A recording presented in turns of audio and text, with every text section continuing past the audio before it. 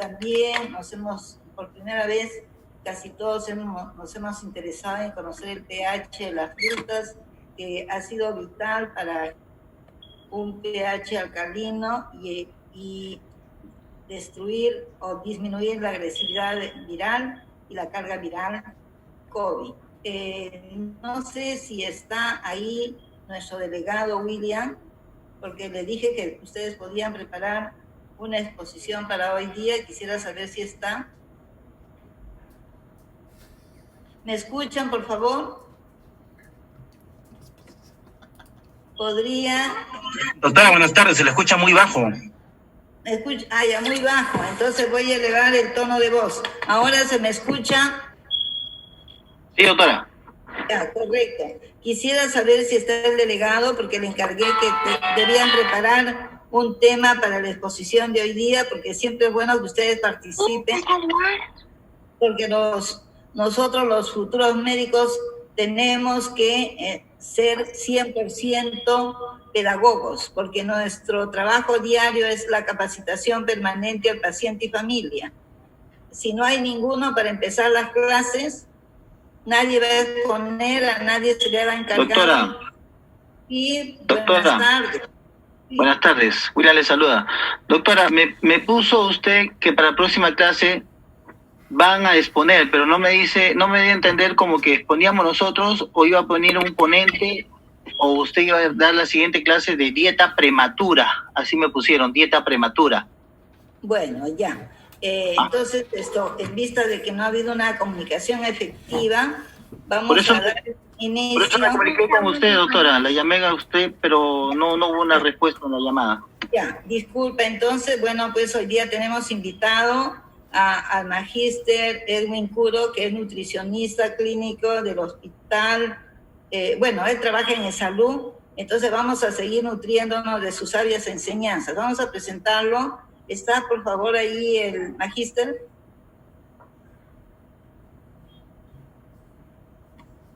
¿Está presente para dar inicio o seguimos avanzando? Doctora.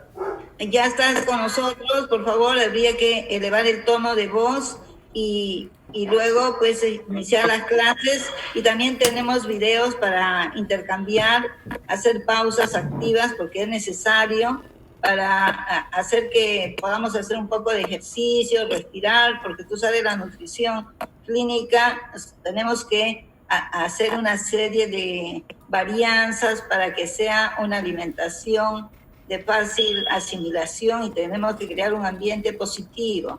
Entonces, ¿podemos dar inicio? Sí, doctora, podemos empezar. Ya, entonces empezamos. Vamos a pasar el primer PPT. Sí.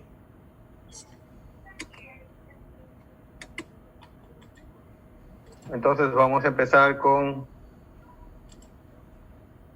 Ya, muy bien, perfecto, con las vitaminas.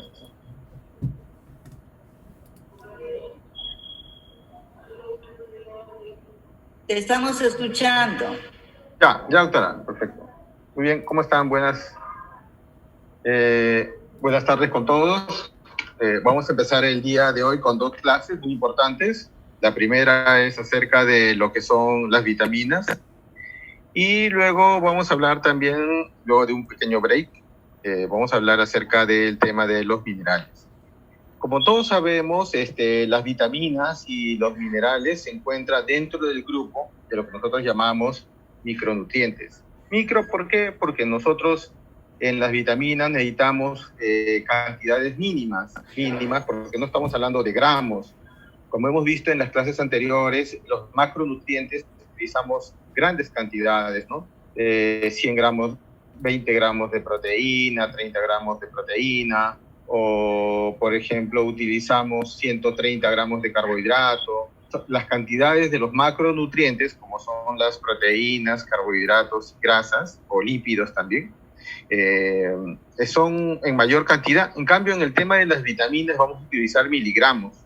Miligramos, por eso que nosotros le llamamos los micronutrientes. Es importante que ustedes sepan eso. Acá como todos sabemos, la parte nutricional tiene que ver mucho, se está casi de la par con la parte bioquímica.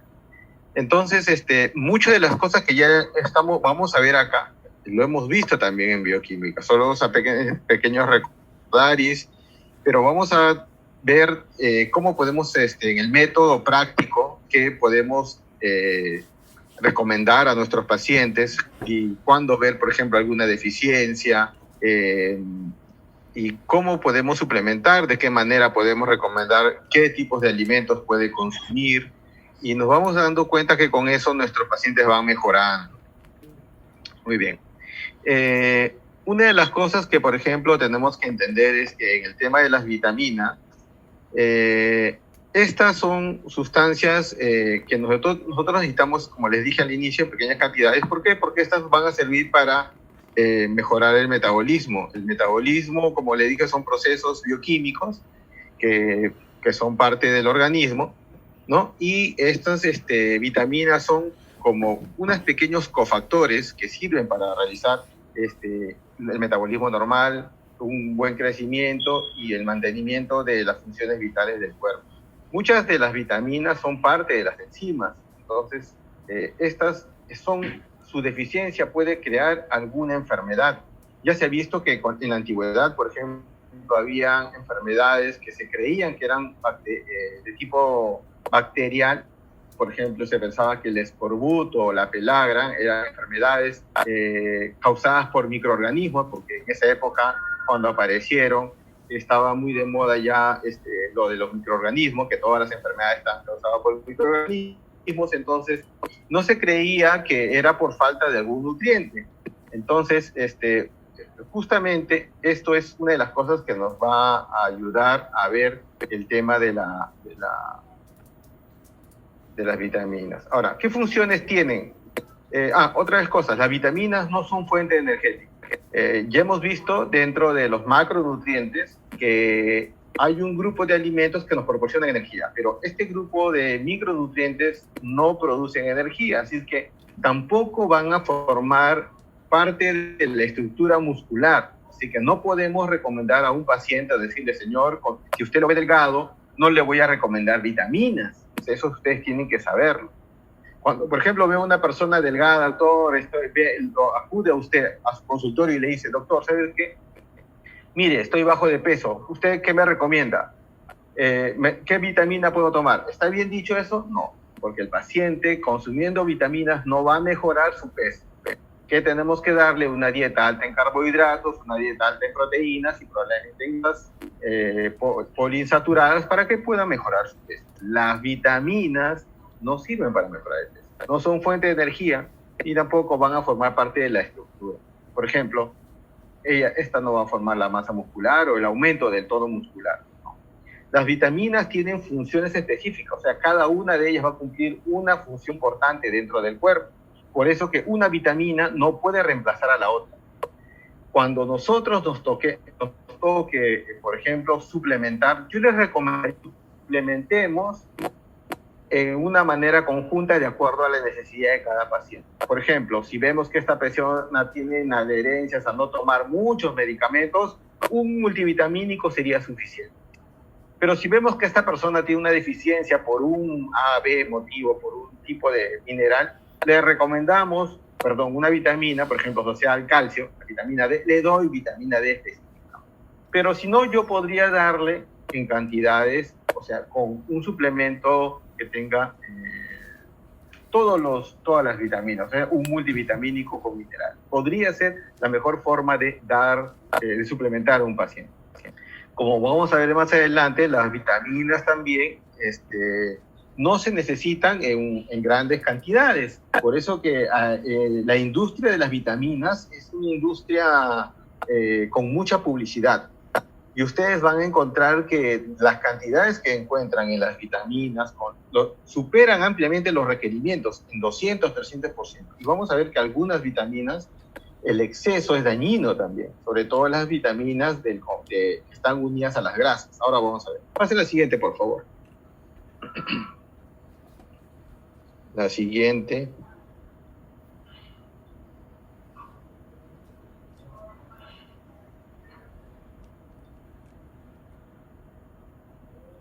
Muy bien.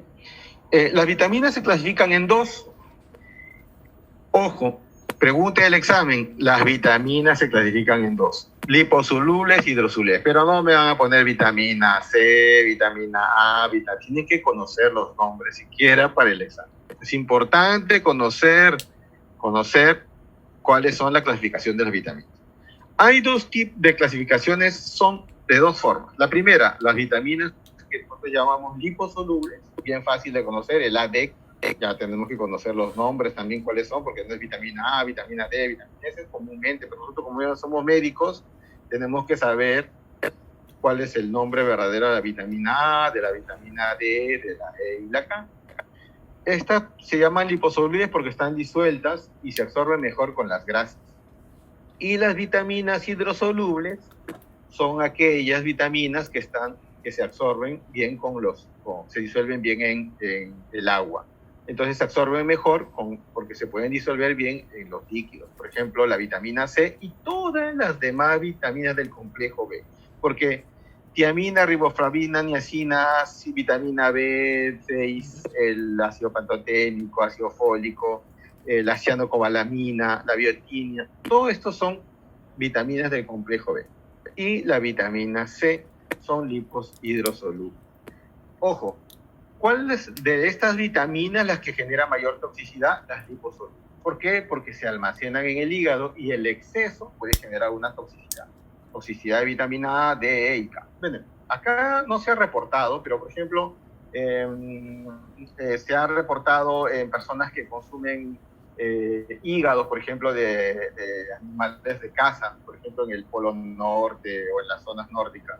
Los antiguos esquimales reportaban, por ejemplo,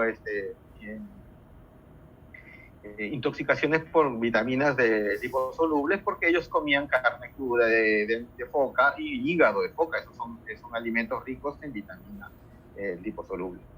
En cambio, las hidrosolubles, al ser disueltas en el agua, se eliminan fácilmente. El exceso no se acumula una parte en el hígado, pero se elimina sin ningún contratiempo el exceso que consumamos, ¿no? Como todos sabemos, este tipo de vitaminas, igual como les dije al inicio, necesitamos miligramos o microgramos. En el caso de las vitaminas, básicamente son unidades internacionales o microgramos. La siguiente, por favor.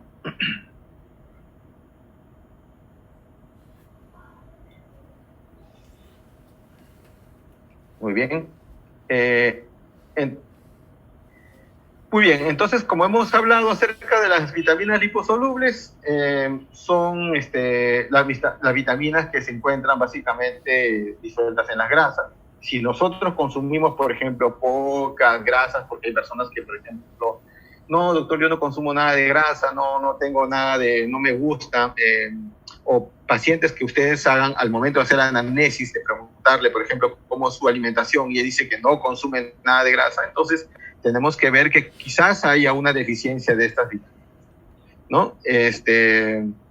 Muchas de las vitaminas liposolubles, o algunas de ellas también son fuertes a los efectos de la oxidación, pero algunas de ellas también son lábiles, por ejemplo, como la vitamina, el retinol, que se destruye fácilmente con la luz y el calor. Tenemos que tener cuenta de que no todas, acá dice que son más estables y resistentes a los efectos de la oxidación, calor, luz y acidez y alcalinidad, en comparación con las hidrosolubles, pero también ellas se destruyen. Por eso que las vitaminas que se encuentran como el retinol o la vitamina A que se encuentra en la leche, esa se puede destruir con facilidad, ¿no? Con la luz del sol. Muy bien, también las vitaminas liposolubles se absorben de la misma manera que las grasas, y al igual que estas se almacenan en el cuerpo. ¿En dónde? En el hígado, ahí se almacenan. Y como ya hemos hablado, una deficiencia en el consumo de lípidos dentro de la alimentación puede generar una mala absorción de vitaminas de las liposolubles, ¿no? De las AT. Un pH bajo también de la luz digestiva puede interferir en la absorción de algunas vitaminas, de algunas de las vitaminas liposolubles. Y sobre todo pacientes, porque en algunos casos de las vitaminas, la digestión de las grasas comienzan en el estómago, pero básicamente también en la parte del duodeno, podrían tener alguna deficiencia en el tema de las operaciones de las cirugías bariátricas, ¿no? Que son las disecciones del estómago para poder bajar de peso en pacientes con obesidad mórbida. Esta podría ser, pero vamos a ver luego que en verdad la mayor parte va a ser con el tema de una vitamina hidrosoluble, que es la que está más afectada con la cirugía bariátrica, ¿no? También en las vitaminas liposolubles, pero básicamente una vitamina de hidrosoluble es la que está más comprometida en el momento de la cirugía bariátrica, y nosotros tenemos que recomendar un suplemento de ella para tratar de corregir esta falla. La siguiente, por favor.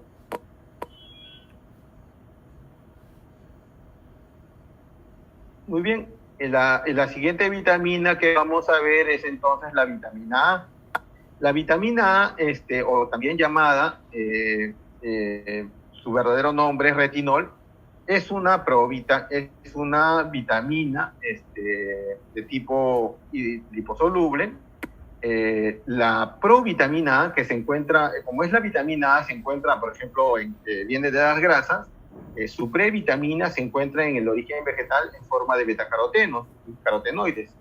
Esto, por ejemplo, se encuentra en los vegetales y en los frutos de color amarillo y anaranjado.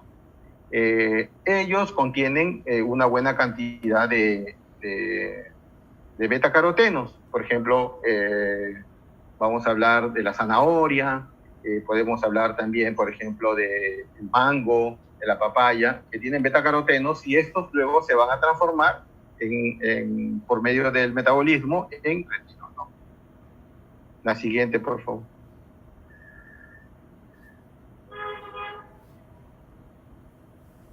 Muy bien, la vitamina A también preformada de 70-90% se absorbe si se consume al menos 10 más o menos 10 gramos de grasa. Pero se absorbe menos, cuando casi alrededor del 5% del caroteno a partir de la verdura. O sea, la mejor forma de consumir de la absorción de las grasas, de la vitamina A, tiene que ver básicamente cuando consumimos más grasas, ¿no? La vitamina A se transforma fijada en una proteína fijadora de retinol, por lo que una deficiencia de proteínas de transporte también puede generar una deficiencia del uso de la vitamina A. Cerca del 40% de los metabolitos de la vitamina A se excretan a través de la bilis y de en las heces, y casi el 60% se excretan en la orina. La vitamina A se puede almacenar en el cuerpo hasta un año. Entonces, y como dijimos al inicio, esta vitamina se almacena más en el hígado. Por eso que el hígado es un alimento, o sea, cuando consumimos hígado de res o de pollo, que tiene una buena cantidad de vitamina A, ¿no? El exceso de caroteno se almacena también en el tejido adiposo, y eso es lo que puede ocasionar que, por ejemplo, se dé el color característico de las grasas de color amarillo anaranjado. En algunas personas, por ejemplo, que tienen un problema con una deficiencia en una enzima que metaboliza el caroteno, puede mantener el color amarillo anaranjado en la palma de las manos. Hay personas que, por ejemplo, por un excesivo consumo de alimentos del complejo de vitamina A, pueden generar este color en las manos, y eso no significa que sea una enfermedad, ¿no? Esto es básicamente un problema en metabolismo por falta de una enzima. En este caso es la enzima que metaboliza el beta-caroteno, que es una enzima de beta-caroteno. Esto entonces podría dar, pero esto no significa que sea un trastorno metabólico. Solamente la suspensión del consumo de estos alimentos de color amarillo anaranjado comienza a revertir y comienza a desaparecer el color amarillo. Y eso lo van a notar en algunos pacientes, ¿no?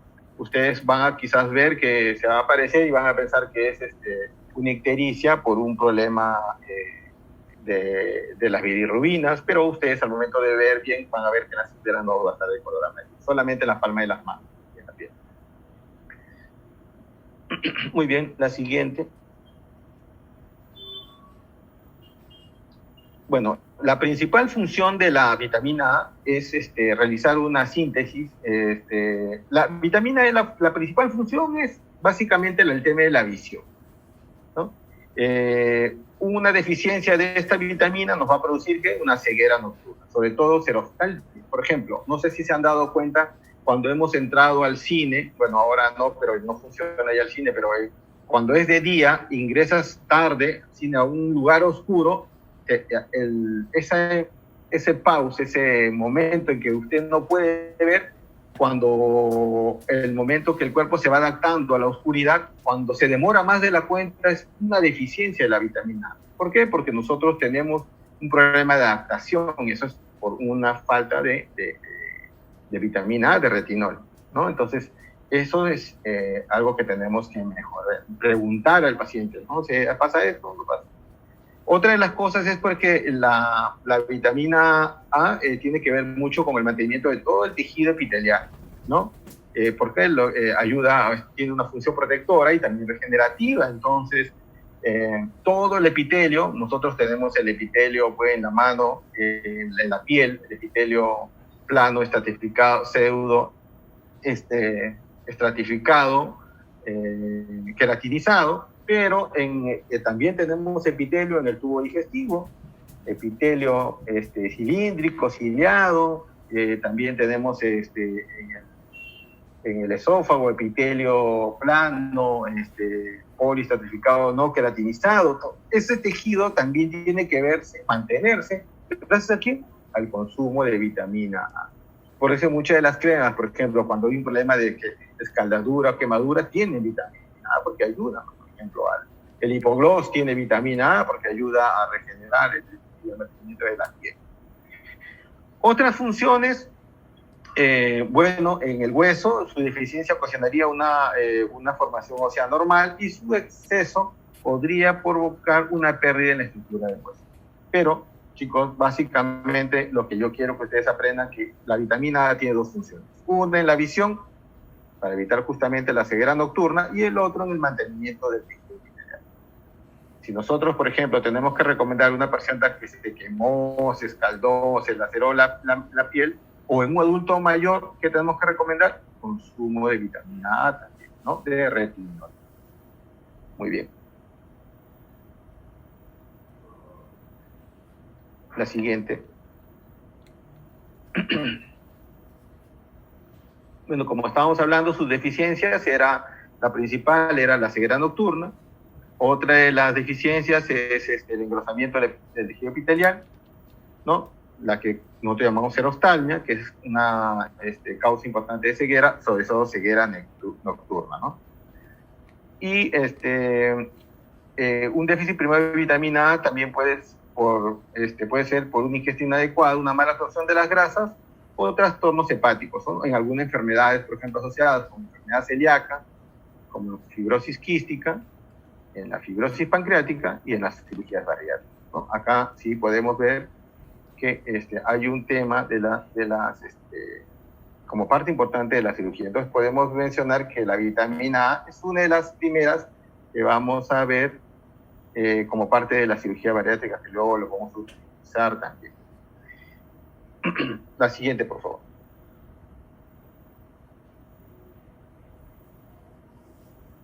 Muy bien, y las fuentes de vitamina A que tenemos, podemos encontrar básicamente en el hígado.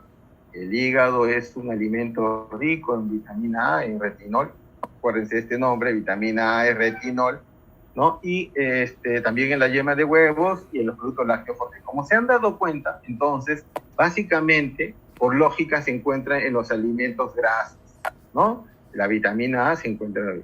Pero, como dijimos al inicio también, el cuerpo convierte retinol desde los carotenos, ¿no? De los carotenoides, ¿no?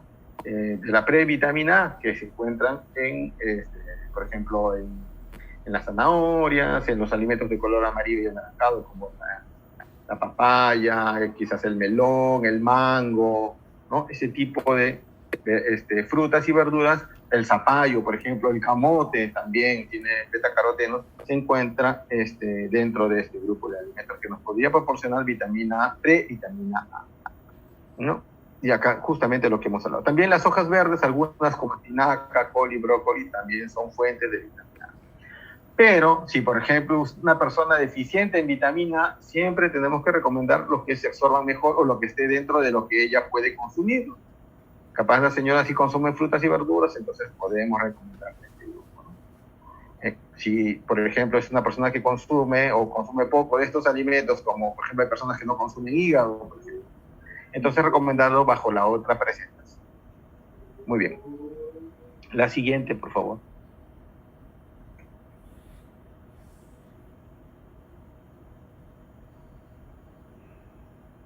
Vamos a hablar ahora acerca de la vitamina D. Muy bien, la vitamina D, en verdad la vitamina D es una hormona. Básicamente es más, trabaja como una hormona, ¿no? Más que una vitamina. Bueno, la palabra vitamina es porque antiguamente se creía que era parte de como de unas aminas. ¿Aló? ¿Alguna pregunta? Cállate tú, más falso, ya no te llamé, mejor ya. A ver, por favor, ¿pueden apagar su micrófono? Entonces, la vitamina D trabaja más básicamente como una hormona que como una vitamina, ¿no?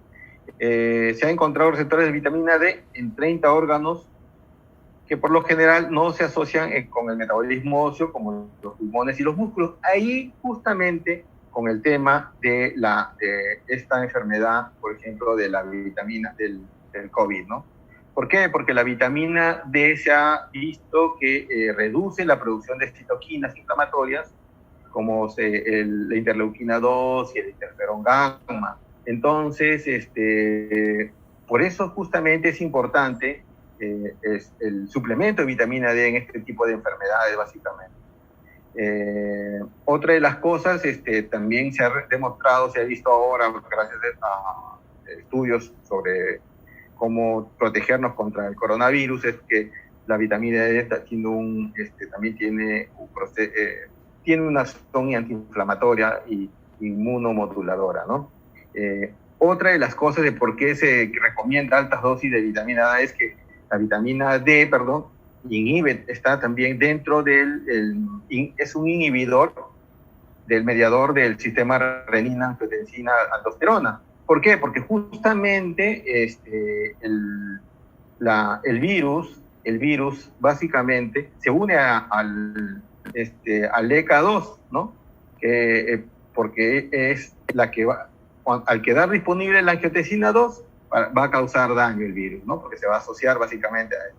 Entonces, a la vitamina D, al inhibir justamente este sistema de la renina, del sistema renina, angiotensina, aldosterona, inhibe la actividad del ECA, ¿no? Y esto justamente disminuye los niveles de angiotensina 2. Entonces ya eso va a generar una mejor respuesta al virus, ¿no? Va a haber una menor acción del virus en el cuerpo. Otra de las cosas así que pase por favor la siguiente.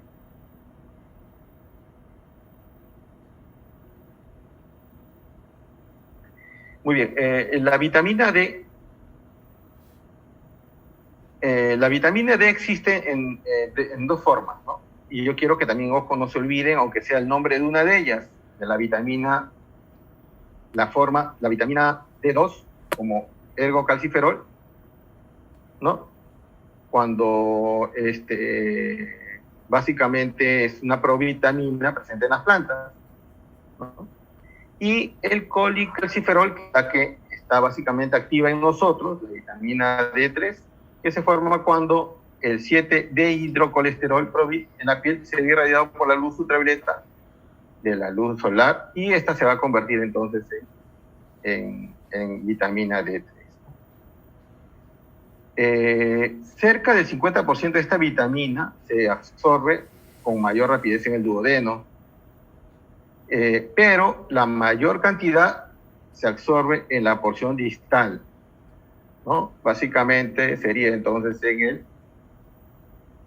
en el ilio, ¿no? En el ilio, porque el ilio es la porción más distal del intestino delgado, porque está el duodeno, yeyuno. El hígado transforma la vitamina en calcidiol, una forma inactiva de vitamina D, mediante una acción enzimática de los riñones, ¿no? Esta convierte el calcidiol en calcitriol y esta es la forma activa de la vitamina D. O sea, básicamente tiene que ver con dos órganos. El riñón es el último que va a transformar el tema de la vitamina D activa. Por eso cuando vemos pacientes con problemas renales, con pacientes con falla renal, nosotros tenemos que suplementar vitamina D. Si vemos, por ejemplo, un paciente que ya está haciendo deficiencia de enfermedad renal crónica, justamente tenemos que suplementar con vitamina D, porque esta persona va a comenzar a descalcificarse, ¿no? Va a tener un problema un problema en la función del calcio. Muy bien, la siguiente, por favor.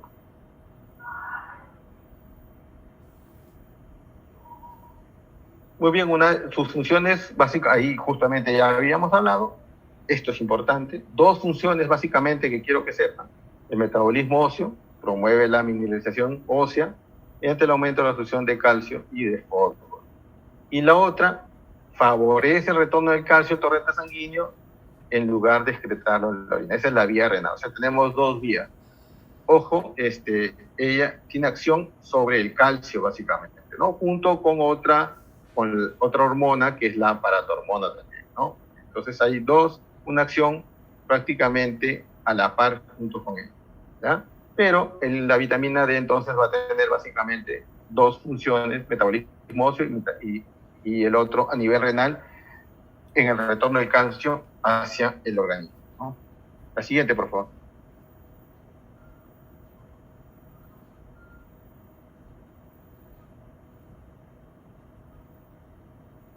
Muy bien, las fuentes de vitamina D, básicamente la primera sería la que nosotros consumimos, ¿no? La que nosotros consumimos por vía de la dieta, por ejemplo, la leche. Hay alimentos que tienen, como es un alimento que se encuentra dentro de las grasas, porque está disuelta, es una vitamina liposoluble. Igual la encontramos también en el hígado, no solamente del pescado, sino también en el hígado de cualquier otro animal. También está el hígado de la vaca, en el hígado del pollo. Se encuentra, contiene vitamina D. Otra de las, también los lácteos fortificados, porque ojo, la leche no tiene mucha vitamina D, pero lo fortificamos. ¿Por qué? Para la mejor absorción del calcio, entonces se fortifica la leche. También los productos lácteos fortificados también son ricos. Entonces sería la primera forma de su fuente, de cómo lo podemos absorber, ¿no? Por medio de la dieta. La otra sería por la acción del sol. Por ejemplo, pacientes ancianos que ya no salen, que están postraditos en su casa, tenemos que suplementarlos con vitamina D. ¿Por qué? Porque como ellos no reciben la acción del sol, no forman vitamina D. Entonces, en este tipo de pacientes sí tenemos que suplementar.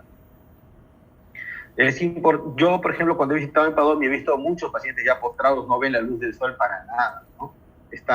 O por ejemplo, pacientes que usan sonda nasogástrica, que ya tienen algún problema neurológico, están en sus cuartos, a esa habitación no le da la luz del sol, no llega, o llega indirectamente, pero en pocas horas, o el mismo familiar tiene algún problema o temor de que le vaya a hacer daño, pero es peor todavía. Entonces, este paciente va a comenzar a hacer descalcificación. ¿Qué tenemos que hacer? Suplementarlo con vitamina D. Ahí sí tenemos que ver qué tipo de suplemento podemos utilizar. Si es el paciente, vemos que no tiene ninguna deficiencia, suplementamos con vitamina D única, ¿no? Ahí vamos a encontrar suplementos en el mercado de todo tipo y básicamente se miden por unidades internacionales. Deben ser alrededor de 400, 200 unidades internacionales. Y la otra fuente, como les decía, es el suplemento, ¿no? El suplemento de vitamina D. Cuando también nosotros tenemos, por ejemplo, pacientes que tienen osteopenia u osteoporosis, nosotros tenemos que también suplementar con vitamina D para tratar de asegurarnos de que este calcio se pueda absorber, ¿no? Entonces, las tres formas o fuentes son los alimentos fortificados, como la leche, por ejemplo, los lácteos fortificados, los suplementos, la luz del sol. estos son los tres tipos de formas de fuentes o de cómo debemos obtener la vitamina D. La siguiente, por favor.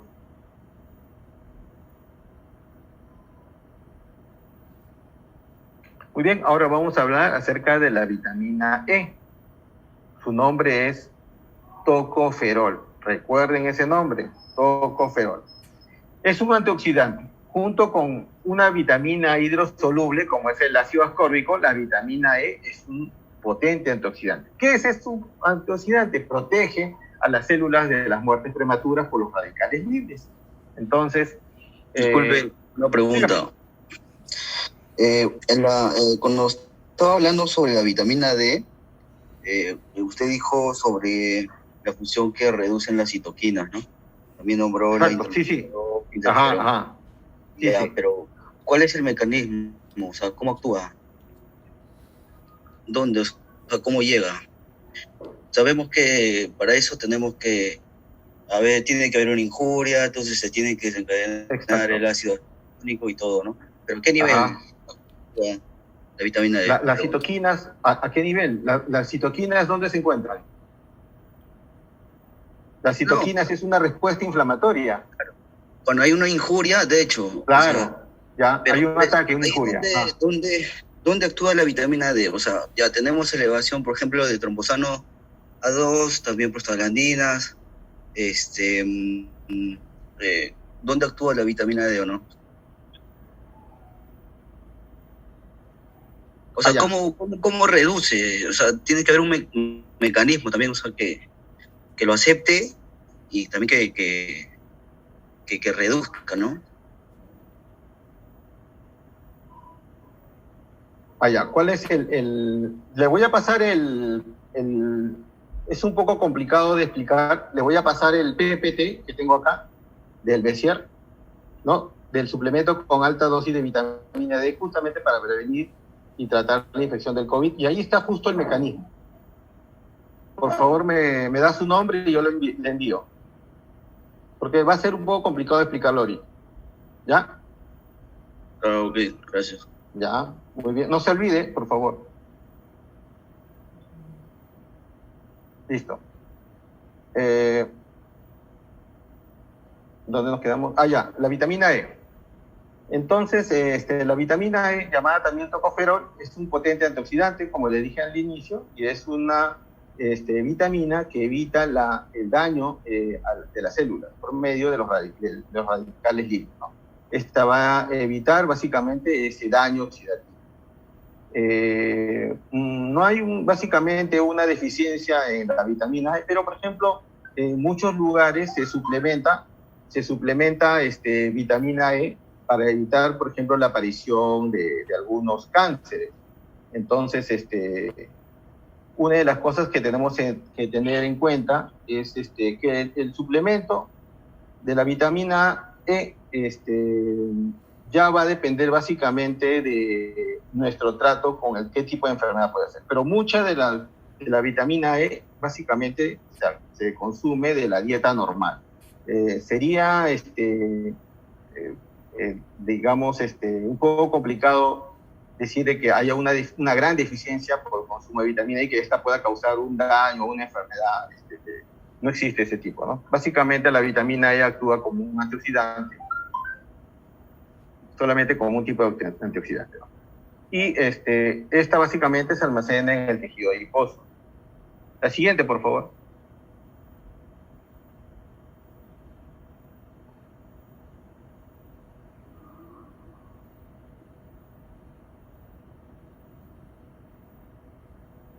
Muy bien, justo lo que estábamos hablando, que la vitamina E era básicamente proteger las membranas celulares con un tema antioxidante, ¿no?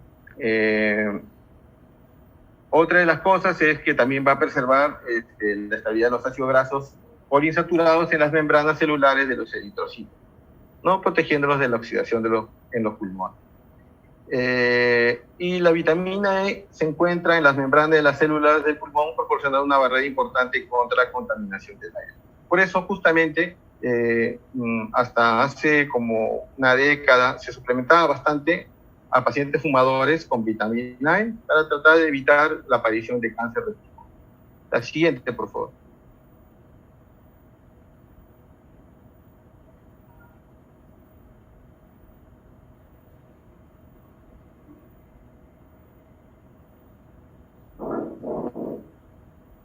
Muy bien,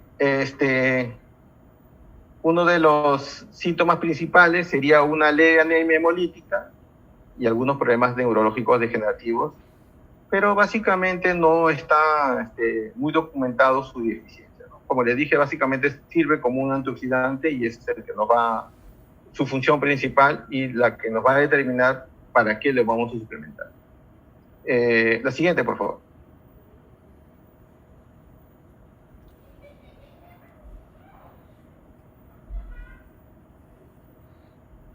No, y acá podemos hablar que, como hemos dicho, el aceite de girasol, o sea, básicamente las grasas, son los alimentos ricos con vitamina E, los aceites de todo tipo, los aceites vegetales, básicamente, de girasol, de aceite de oliva, también se pueden encontrar en los frutos secos, como las nueces, pecanas, castañas, porque son alimentos que tienen grasas, y en los huevos, básicamente en la parte, en la yema, ¿no? Que es la que tiene mayor cantidad de grasa.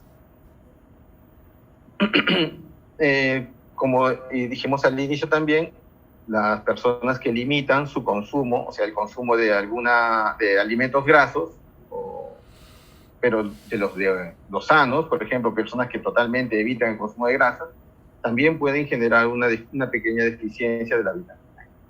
La siguiente, por favor.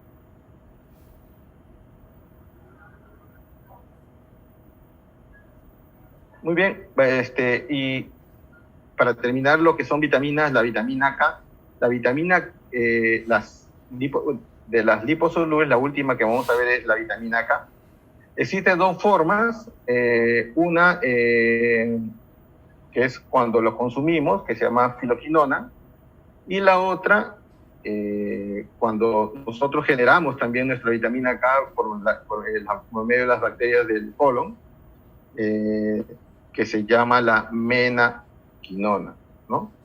Pero acuérdense, el primero es el nombre que vamos a utilizar, la filoquinona, ¿no? Y esta se absorbe básicamente en el yeyuno y la menaquinona en la porción distal del intestino delgado y en el colon, ¿no? La vitamina K se encuentra básicamente más como forma almacenada en el hígado. La siguiente, por favor.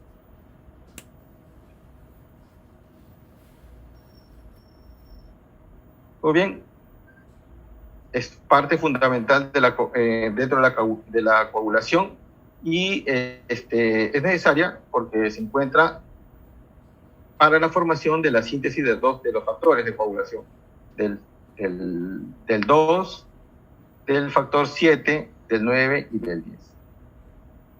Y también dentro del metabolismo óseo porque participa con la vitamina D en la síntesis de la proteína ósea llamada osteocalcina, por medio de los osteoblastos. Esta es una de las funciones, dos de las más importantes de la vitamina K. La siguiente.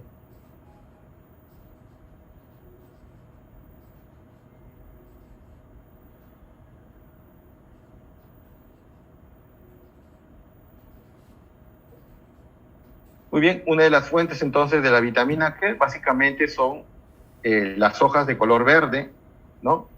Las hojas de color verde, todas las hojas de color verde son ricas en vitamina K.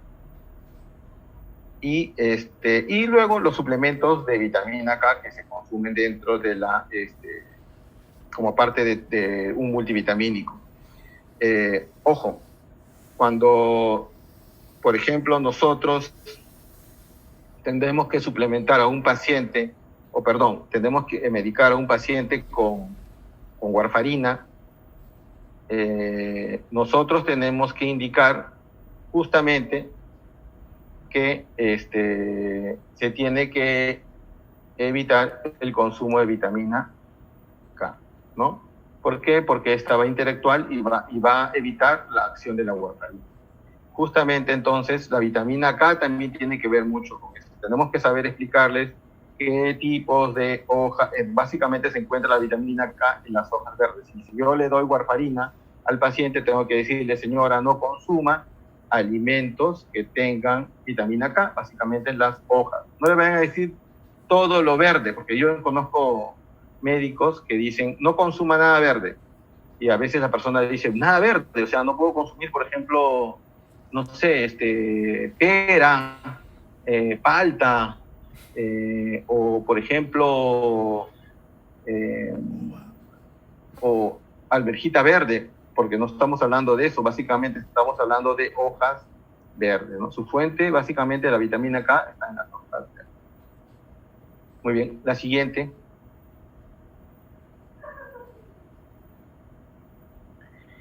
Ahora vamos a hablar de las vitaminas hidrosolubles. Ya, las hidrosolubles, como hemos dicho, son justamente las que se pueden disolver en el agua. Se almacenan en el hígado también, pero estas se pueden eliminar cuando ya su capacidad está repleta, entonces la capacidad de almacenaje está llena, entonces se eliminan tranquilamente por la orina. Por ese motivo, nosotros tenemos que saber cuánto tenemos que suplementar de vitaminas. La vitamina C, su nombre es el ácido ascórbico, ¿no? Y esta, como todos sabemos, nosotros no la creamos, tenemos que consumirlo con los alimentos. Entonces tenemos que obtenerlo dentro de la dieta. Una de las deficiencias de la vitamina C, pues, esta típica enfermedad que apareció en las épocas cuando empezaban los primeros viajes, es el escorbuto, ¿no? Que no es solamente por una inflamación de la encía o de la boca, ¿no? Sino tiene que ver básicamente más con un tema de la formación del colágeno, ¿no? De la síntesis del colágeno, porque la vitamina C se va a encontrar justo en la parte de como una coenzima para la formación del colágeno, la síntesis del colágeno. Pase la siguiente, por favor.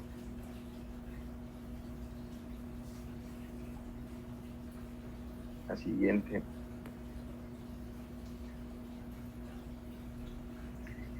Muy bien,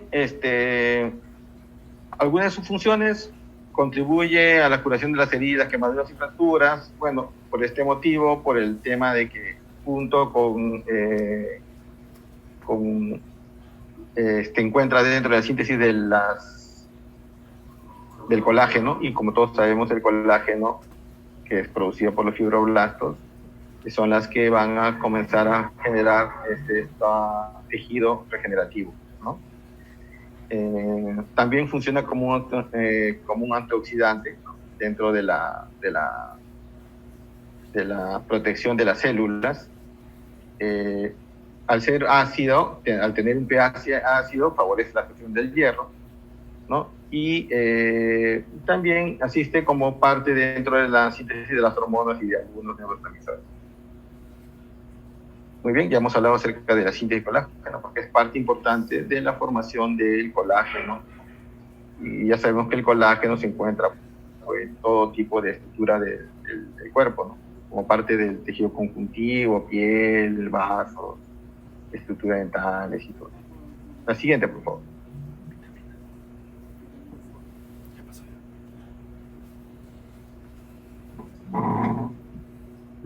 Bueno, su deficiencia, lo que nos va a dar la enfermedad del ácido ascórbico es básicamente el escorbuto.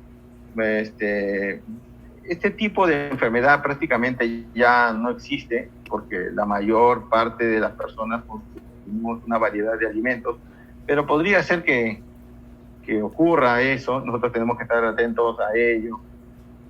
Muchas veces pensamos que, por ejemplo, algún problema en la zona bucal, una irritación o una inflamación, ¿no? Nosotros pensamos que es que puede ser escorbuto, pero probablemente sea otro tipo de tendría que pasar mucho tiempo con una pobre alimentación que no tenga vitamina C para que pueda ocurrir este tipo de enfermedad. Básicamente todas las frutas, todos los cítricos tienen vitamina C, o sea, ácido ascórbico, por ejemplo, la naranja, la mandarina, y algunos no cítricos, por ejemplo, como la papaya, tiene vitamina C. Entonces, sería poco probable que, tengamos alguna deficiencia. Algunos casos, como en el caso de los fumadores, tendríamos que adicionarle un exceso, una ayuda en la formación para su mejora de vitamina C. Pero básicamente nosotros lo hacemos en el tema del suplemento porque esto nos va a ayudar en el tema básicamente antioxidante, ¿no? Y lo otro sería básicamente también para la formación de un buen colágeno dentro de la estructura del cuerpo. La siguiente, por favor.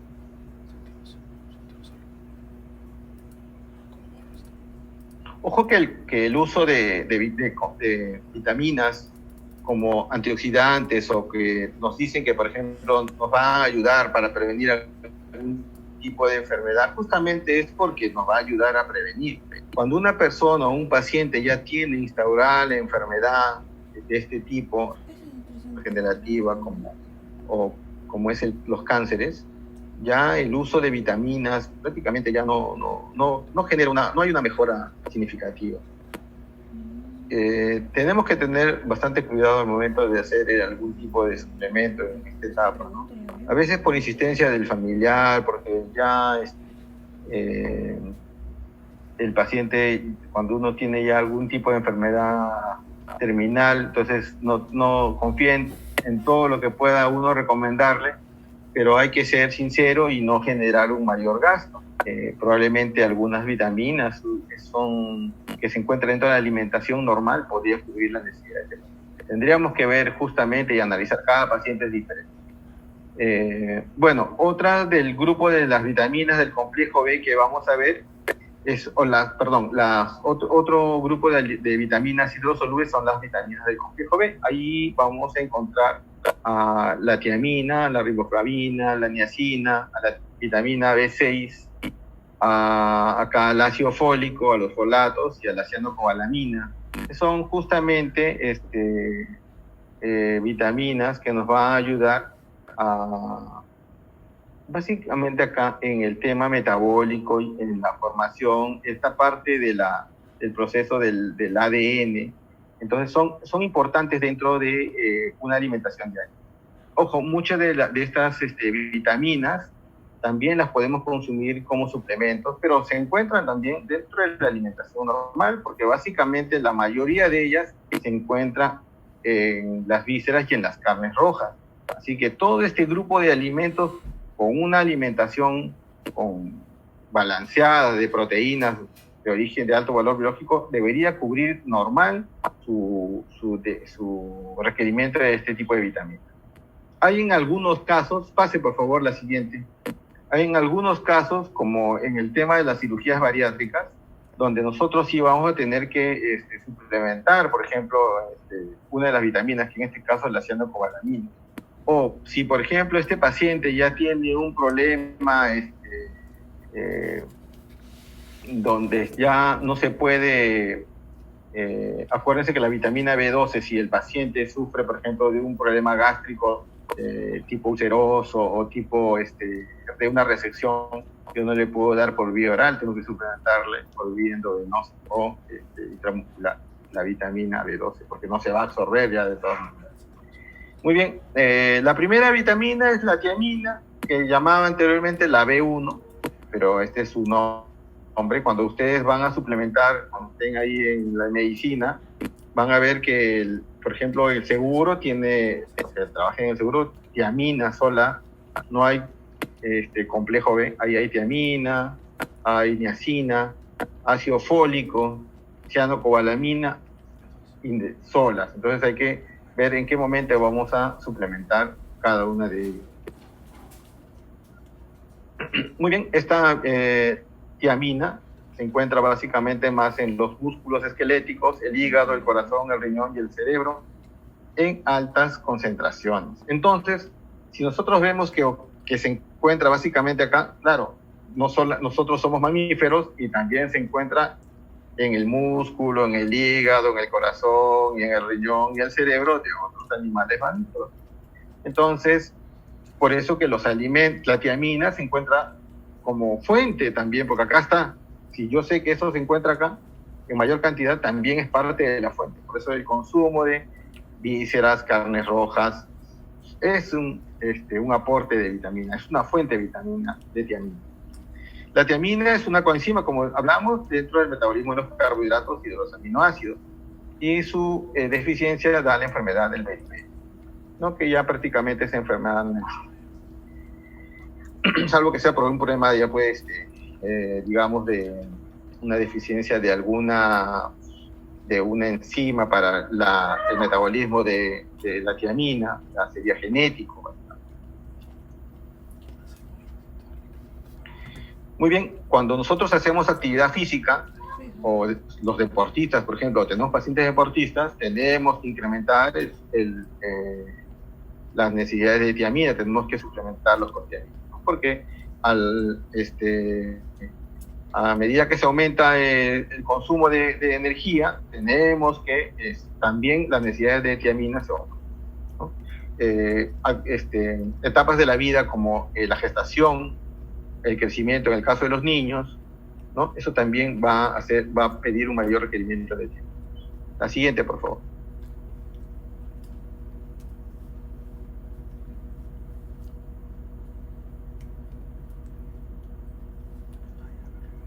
Muy bien, entonces las enfermedades asociadas a la tiamina por causas de la dieta ya casi no existen, pero sí podrían existir, por ejemplo, en algún tipo de operación, por ejemplo, en la gastroyejunostomía, en las cirugías bariátricas para los pacientes que son, por ejemplo, pacientes con obesidad mórbida que se practican este tipo de operación para tratar de bajar de peso, ¿no?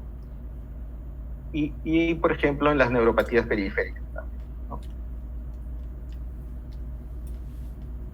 En este tipo de enfermedades también, cuando, por ejemplo, neuropatía periférica, vamos a encontrar, por ejemplo, podríamos encontrar en pacientes con una enfermedad de diabetes avanzada, ¿no? Ahí vamos a encontrar neuropatía.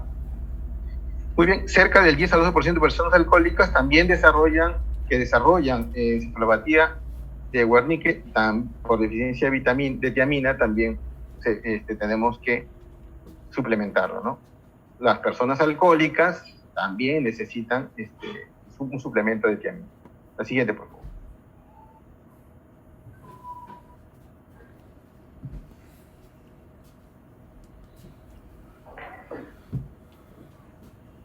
Muy bien. La otra vitamina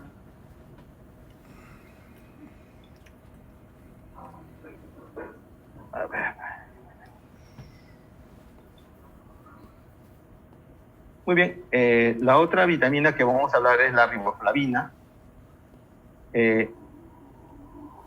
Esta vitamina, que es una hidrosoluble también, se absorbe en la parte proximal del intestino delgado, estamos hablando en el duodeno. También se encuentra en el hígado, en el riñón y en el corazón. Es una coenzima en el metabolismo de las proteínas y otras vitaminas, ¿no? Y básicamente en su deficiencia está asociada también a la deficiencia de tiamina y niacina. ¿Por qué? Porque estas tres vitaminas, básicamente ahorita hablando de la tiamina y de la riboflavina, como se encuentran como fuente dentro de alimentos cárnicos, ¿no? O vísceras, la falta de consumo de estos alimentos está asociada, estas tres están asociadas por la falta de este tipo de alimentos. Personas que no consumen una buena cantidad de alimentos proteicos pueden estar asociadas con una deficiencia de estas tres enfermedades. También podríamos hablar que algunas personas que, por ejemplo, evitan el consumo de productos lácteos también podrían presentar una deficiencia de riboflavina, ¿no? Algunas lesiones como lesiones en la boca, dermatitis seborreica, ¿no? Lesiones en los labios también. Y una anemia normocítica y normocrónica también son parte de la deficiencia de riboflavina. La siguiente.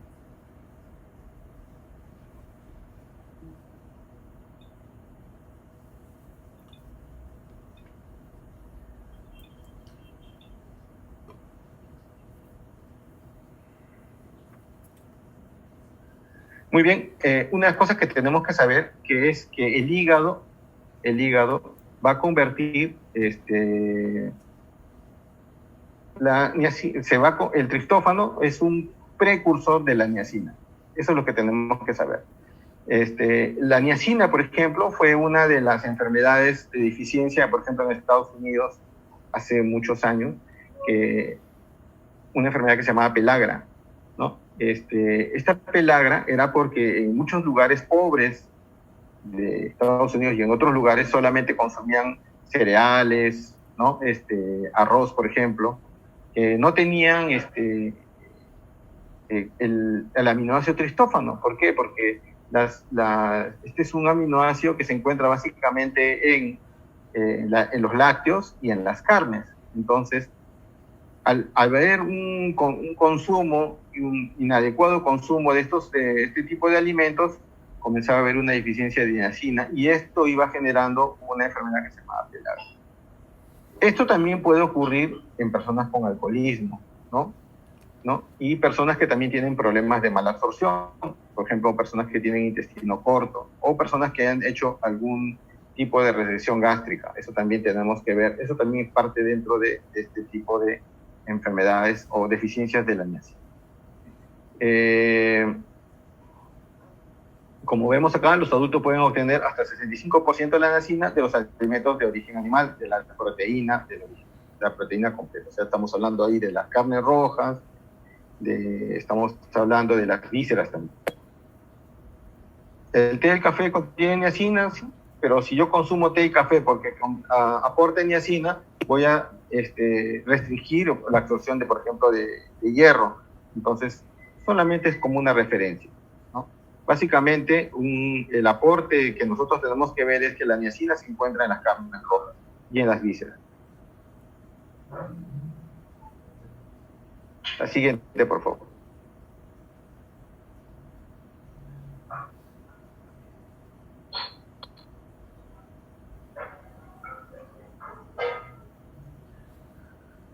Muy bien, vamos a hablar de otra vitamina, la vitamina B6, llamada iridoxina. Esta vitamina igual se absorbe en el intestino delgado y se excreta también en la orina. Es parte de una coenzima en el metabolismo de los aminoácidos. Las deficiencias, como muchas de estas se encuentran, de este tipo de vitaminas, se encuentran en el...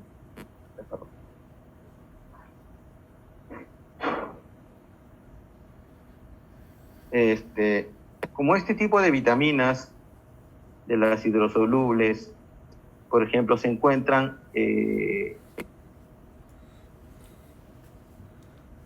perdón, un ratito.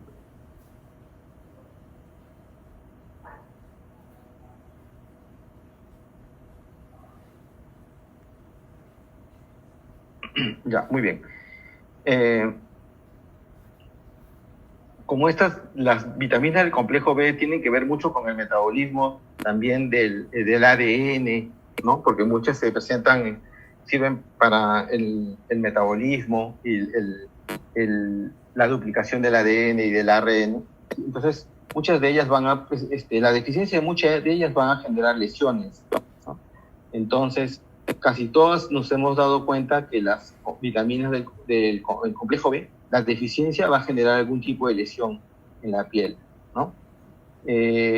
Otra de las cosas que tenemos que tener en cuenta es que, por ejemplo, como esta, por ejemplo, la vitamina B6, tiene que ver mucho con un conjunto con el hierro, ¿no? Y que esta también nos puede producir un tipo de anemia, en este caso una anemia de tipo hipocrómica, microcítica. Entonces, siempre tenemos que tener en cuenta que si, por ejemplo, vemos un paciente con un tipo de anemia, no solamente buscar cuál es la causa, quizás es solamente hierro, ¿no? Quizás también es el aporte de otra vitamina, por ejemplo, como en este caso puede ser el ácido fólico, o en este caso la vitamina B6. La siguiente, por favor.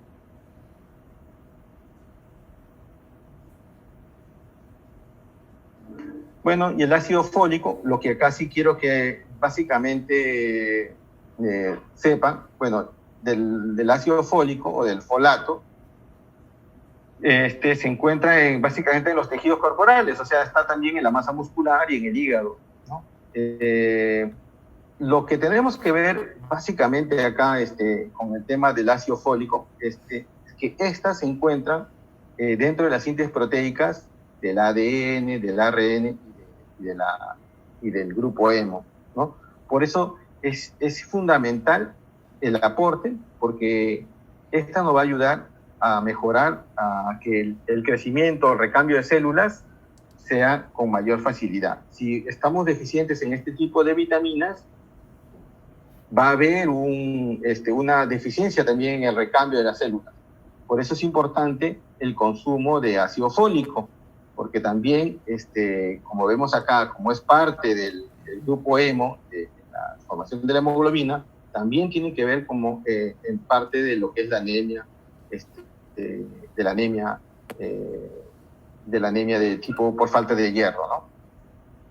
La siguiente, por favor.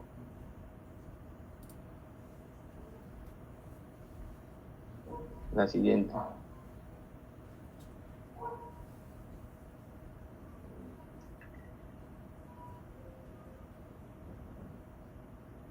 Bien, básicamente la deficiencia de este tipo de vitamina se da en el alcoholismo y en pacientes también que les hacen hemodiálisis, ¿no? Porque dentro de este tipo de enfermedades, de este proceso de la hemodiálisis, muchas de las vitaminas se pierden dentro de este proceso, ¿no?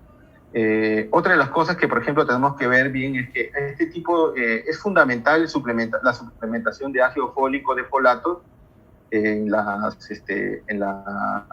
gestantes, para evitar justamente defectos en el tubo neural.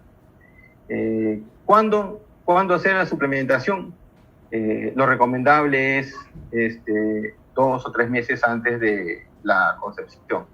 Pero normalmente eso no va a ocurrir porque muchas veces acá en el Perú pues no se planifica a los bebés, entonces se suplementa en los 3 primeros meses. Fundamental para evitar defectos en el tubo neural, el feto.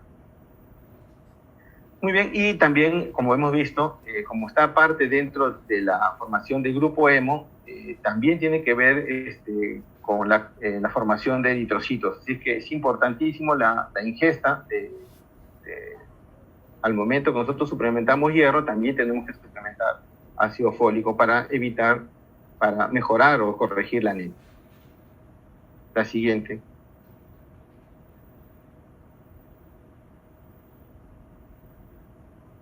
Las fuentes, las verduras de hoja, en esto podría ser la espinaca, la col, son las hojas de verduras de hojas verdes, pero básicamente donde se encuentra más es en las carnes. Ahí en las carnes y en las leguminosas, por ejemplo, en las menestras, estamos hablando de las lentejas, los garbanzos, los frijoles, son las que tienen mayor cantidad de ácido fólico. Y como vemos también, y vamos a ver más tarde, el zinc está asociado a la absorción de ácido fólico. Entonces, también si nosotros suplementamos, una de las triadas sería una buena suplementación de ácido fólico, hierro y zinc para mejorar el tema de lo que es anemia. El alcohol también disminuye su absorción, así que pacientes alcohólicos crónicos, también tienen que tener mucho cuidado con el tema del ácido fólico, ¿no? Y tenemos que tratar de corregir eso. Y pacientes que también son tratados con quimioterapia, con fármacos para el cáncer, también tienen que ver mucho con la absorción del calcio, del ácido fólico, así que tenemos que suplementar también. Los pacientes con tratamiento para el cáncer, ver que el tipo de fármaco que se aplica y tenemos que suplementar. La siguiente, por favor.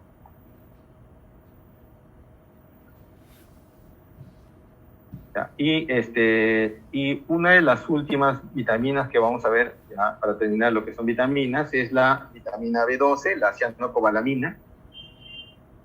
Esta vitamina también tiene que ver parte de la síntesis del ADN, del ARN y de la mielina, ¿no? Y es necesaria para la formación de los eritrocitos normales. Su deficiencia que nos da anemia megaloblástica. Me olvidaba decir que junto con la vitamina, con el ácido fólico, también tienen que ver los tres, tienen conjunto con el hierro, a la formación de unos bonitos eritrocitos. Cuando hay una deficiencia de vitamina B12, el glóbulo rojo es grande y es un glóbulo que no almacena bien, que no capta bien oxígeno, entonces hay un problema de anemia en este tipo. El glóbulo no trabaja funcionalmente bien. Esta vitamina B12 tiene una forma de absorción doble, ¿no? La primera es que necesita un factor dentro del estómago para poder para que se absorba bien. Por eso que pacientes que hacen, por ejemplo, hacen cirugía bariátrica, donde hay una disección del estómago, 70-80% del estómago, en pacientes obesos, tienen este problema. Pacientes que también consumen, por ejemplo, alto contenido, con tratamiento a largo plazo para enfermedades como la gastritis o las úlceras, básicamente más en gastritis crónica, también tienen un problema en la absorción de vitamina B12, ¿no? Por el consumo excesivo, por ejemplo, de ranitidina o de otros productos que evitan la formación de la bomba de protones del ácido clorhídrico. Entonces, también ellos tienen carencia de vitamina B12. En este caso, la suplementación tiene que ser por vía intramuscular. Nosotros ya sabemos, pues, por bioquímica que la B12 se combina con el factor intrínseco, ¿no? Y luego esta se va a absorber de una manera adecuada en el intestino delgado.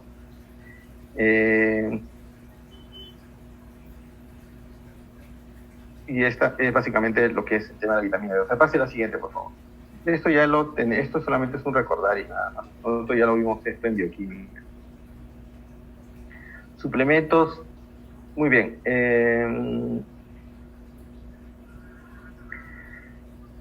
Bueno, en lugar de hacer acá, lo más importante, ¿dónde se almacena la vitamina B12? Como todas las demás vitaminas, en el hígado, ¿no? El hígado es la fuente principal de almacenamiento de la B12 en todos los mamíferos. Por eso que una de las fuentes de vitamina B12 es el hígado.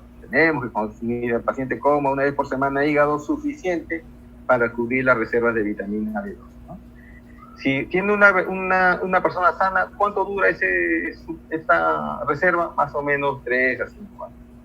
Por eso que nosotros cuando suplementemos, tenemos que darnos cuenta de que no tenemos que, por ejemplo, dar a un paciente todos los días suplementos de vitamina, porque si la persona está sana, tomando suplementos de multivitamínicos una vez a la semana o ya 3 veces por semana es suficiente, porque si se van a dar cuenta, los suplementos tienen alta cantidad de vitaminas, superan hasta en 200% las necesidades básicas del cuerpo. Entonces, es por demás, porque mucho de esta vitamina se va a eliminar por la orina, porque ya, como hemos visto, se absorbe en el intestino y su forma de eliminación es por renal. Entonces, es una pérdida de dinero. Muy bien, acá también a bajos niveles de ingesta se absorbe una gran cantidad de vitamina y viceversa. Claro, si yo, por ejemplo,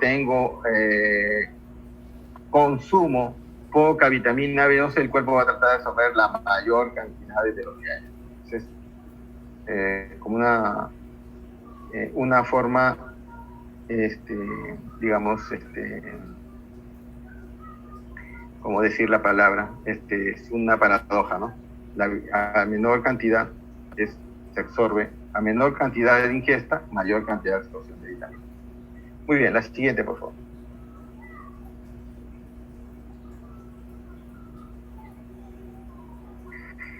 Muy bien, los ancianos tienen deficiencia de vitamina B12, sí, eso vamos a encontrar.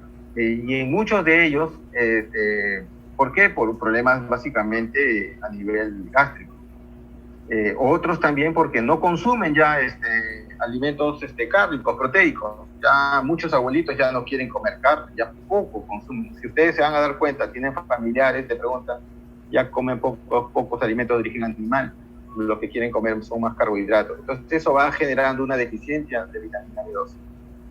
Y si el paciente no tiene problemas gástricos, no tiene un historial de consumo de antiácidos, entonces se podría suplementar por vía oral. Pero si el paciente tiene estos problemas, lo que nosotros tenemos que hacer es suplementarlo vía intravenosa de vitamina B12 como forma de cianocobalamina. Y bueno, como hemos visto, la deficiencia va a generar anemia. Y en los ancianos, como hemos visto en las láminas anteriores, en los ancianos, como es parte de la formación de la mielina, va a generar un problema de deficiencia, problema neurológico, ¿no? Entonces, probablemente, como la mielina es fundamental para la transmisión del impulso nervioso, la rapidez, puede generar una deficiencia, ¿no? El paciente puede podría ser problema neurológico, falta de memoria, ¿no? Una deficiencia en su proceso cognitivo también. Por eso es fundamental ver el tema de la historia, en la anamnesis, qué tipo de alimento está consumiendo, ¿no? Para ver, y el hemograma también es fundamental para ver cómo está el suplemento, la vitamina B12, ¿no? De una manera indirecta, ¿no? Porque ahí lo vamos a ver en el tamaño del eritrocito. Muy bien, bueno, eso es lo que ya expliqué acá, el tema de la anemia.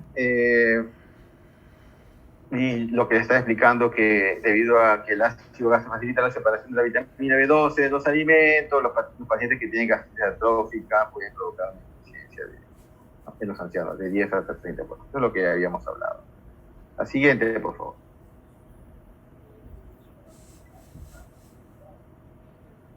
Y otras cosas, también en pacientes con enfermedades autoinmunes del sistema, o enfermedades inflamatorias, perdón, del tubo digestivo, como la enfermedad de Crohn o la colitis ulcerativa. Bueno, la colitis ulcerativa no tanto, pero en la enfermedad de Crohn, que sí ataca todo, desde todo el tubo digestivo, desde el esófago básicamente, también podría ser una de la colitis ulcerativa también. También son una de las formas que podría generar una deficiencia de vitamina B12.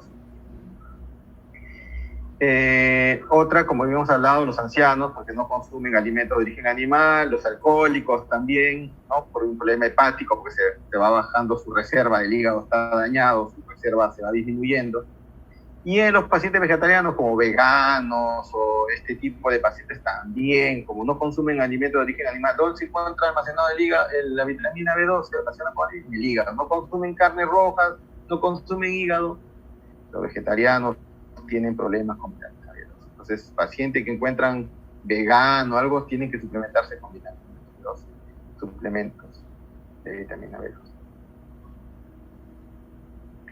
Muy bien, acá abajo las fuentes alimentarias, como hemos visto, carne, pescado, aves, leche, queso, huevo. Básicamente carnes, vísceras rojas, ¿no? Hígado. Esa es una porción una vez al mes, yo creo que sería suficiente, teniendo una alimentación balanceada. La siguiente, por favor. Muy bien, hacemos un break, chicos. No sé si tienen alguna pregunta. Yo tengo una pregunta, Arturo. ¿Qué tal? Dime, ¿quién es?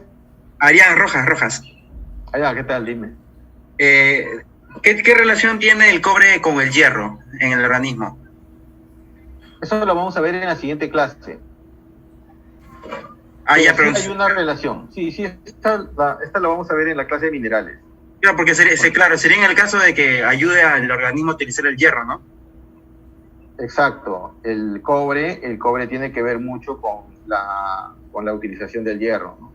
Y por eso que el cobre, el zinc, el ácido fólico, todos estos 4 componentes, yo pienso, cobre, zinc, hierro y ácido fólico y cianocobalamina tienen que ver mucho con anemia, para todas las de todo tipo, ¿no?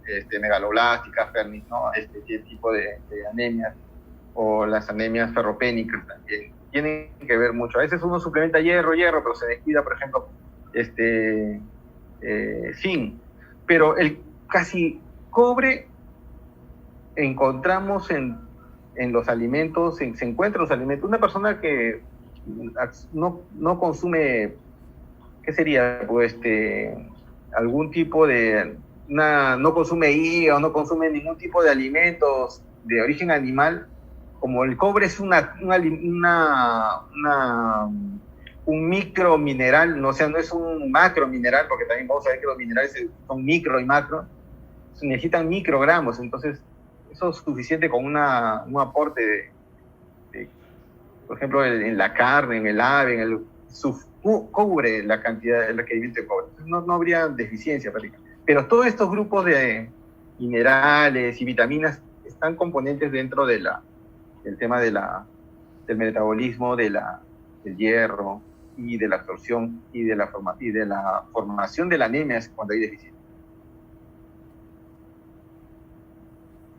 Muy bien, gracias. Ya, vamos a dar el break escuchando música. ¿Cuántos minutos tenemos que dar el espacio? Como usted diga, ¿puede hacer una pregunta? 2 minutos. 2 nomás, ya, pondremos música, 2 minutos para... ¿Puedo hacer una pregunta? Buenas tardes. Sí, diga. Promoción, ¿cómo estás? William te saluda. ¿Qué tal? ¿Cómo estás? Una consulta. ¿Qué tal? Con respecto a los suplementos lácteos fortificados, hay una gama completa de Ensure, además. ¿Cuál es el más adecuado para un paciente geriátrico? Muy bien, buena pregunta. Mira, nosotros tenemos que ver ahí, por ejemplo, el Ensure y todos los suplementos. El Ensure no es un alimento lácteo en sí. Nosotros como ya profesionales de la salud debemos considerar el Ensure como un suplemento, pero no lácteo. No debemos hablar, por ejemplo, que es una leche o algo, porque no es una leche. Es una combinación de macro y micronutrientes. O sea, es como una mezcla líquida de eso.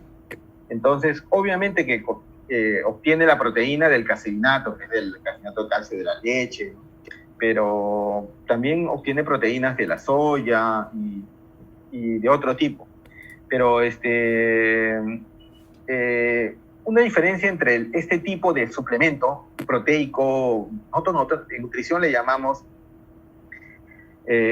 suplementos, una fórmula polimérica, le llaman, ¿no? Así se llama. Entonces, este suplemento estándar polimérico, con respecto al lácteo, claro, por ejemplo, ¿en qué varía? En las calorías. 1, porque el suplemento tiene 1 mililitro, 1 caloría por mililitro, cosa que la leche no. Por ejemplo, una leche así esté súper fortificada, todo lo que tú quieras, solamente aporta 0,8 calorías por 1 mililitro. Es una de las diferencias. Y la proteína también, porque muchos de estos suplementos aportan en 100 mililitros, por ejemplo, o en una taza, aportan alrededor de 12, 15, no más, 12 o hasta 15 gramos de proteína, cosa que un lácteo no puede hacer. Una taza de leche solamente aporta alrededor de 8 gramos.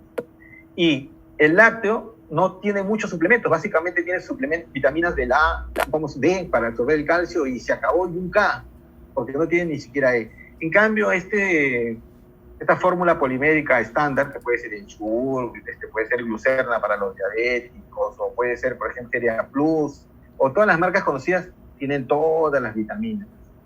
No en su requerimiento total, por ejemplo, que es el 100% que necesita, pero aportan prácticamente el 50, el 60% de lo que necesita el paciente.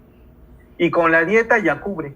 Entonces, el suplemento estándar polimérico que nosotros llamamos Ensure, eso sí tiene un mayor aporte. Para un ancianito que no come bien, suplemento, lamentablemente, porque también, ojo, hay los suplementos, quizás por la osmolaridad, podrían tener un problema digestivo, ¿no? Porque son más osmolares, tienen mayor concentración de solutos dentro, entonces podría ser una molestia, pero en verdad no tienen lactosa, entonces se absorberían tranquilamente, mientras que los lácteos, salvo que sea sin lactosa, tendrían algún problema en su absorción, ¿no? Entonces generarían problemas gástricos, gases. Entonces, en sí, yo creo que a la larga vamos a tener que utilizar siempre suplementos de este tipo, ¿no? Para mí, me parece más cómodo a veces para cubrir la necesidad de un abuelito que no come bien, un adulto mayor, que simplemente es Lucerna, hay Feria Plus, hay un montón, ahora hay todo tipo de marcas de todo precio. No solamente depende del gusto de uno, ¿no? Pero eso sería lo que deberíamos utilizar. Sí, te está llamando para darte los números, para darte los detalles. Buenas tardes. Sí.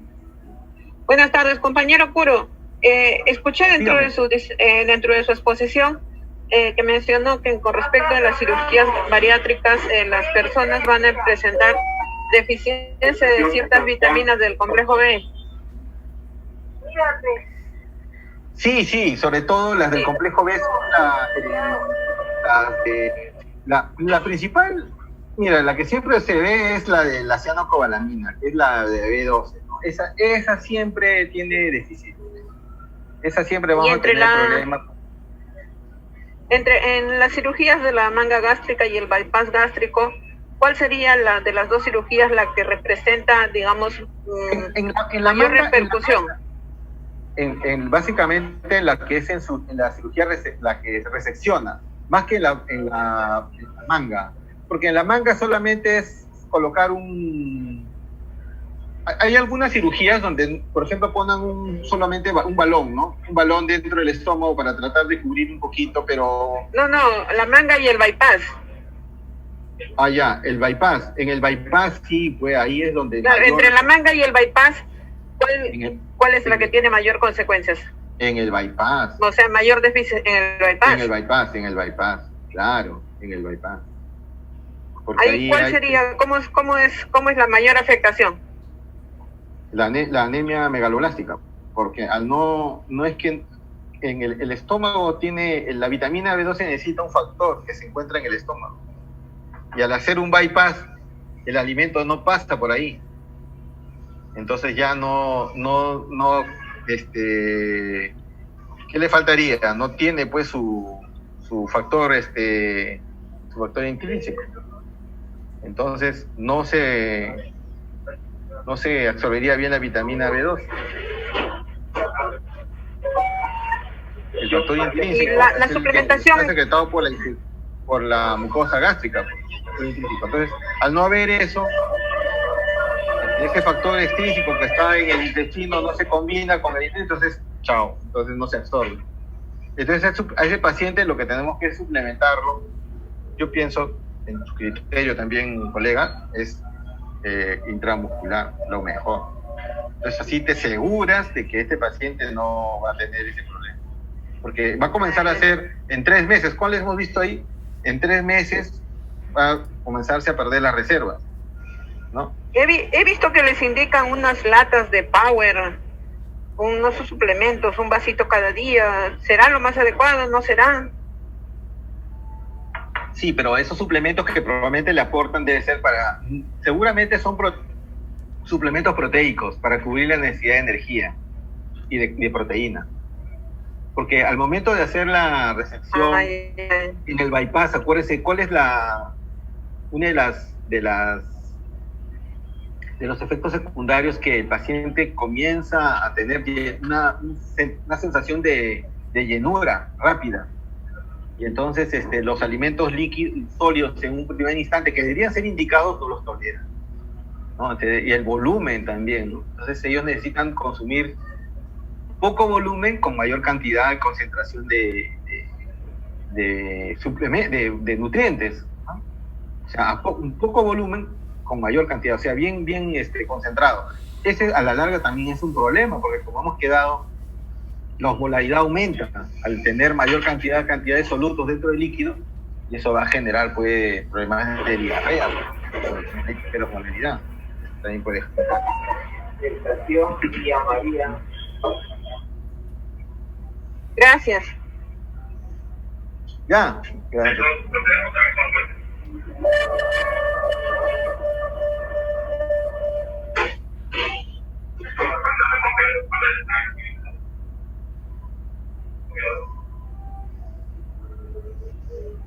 Si quieren, chicos, empezamos con el...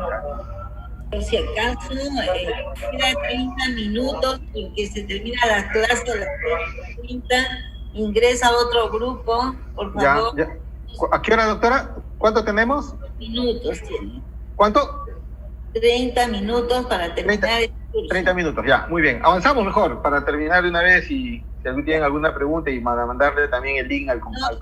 A la próxima semana continuamos, pues si no terminas con los minerales, podemos continuar la próxima. Y le damos También si desean, para hacerlo más tranquilo, porque también, acuérdense acá que en los minerales tenemos una gran cantidad y tenemos que conocer los más importantes. ¿Cuándo van a dar el examen?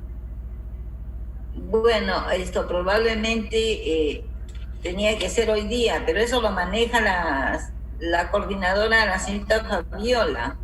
Pero lo más importante, creo que ahora puedes continuar resolviendo las preguntas, que es importante, ¿no? Porque tú bien has dicho que muchos de los síndromes se generan porque siempre hay alguna operación. En el caso de la recesión gástrica, por ejemplo, se habla de muchos síndromes, ¿no?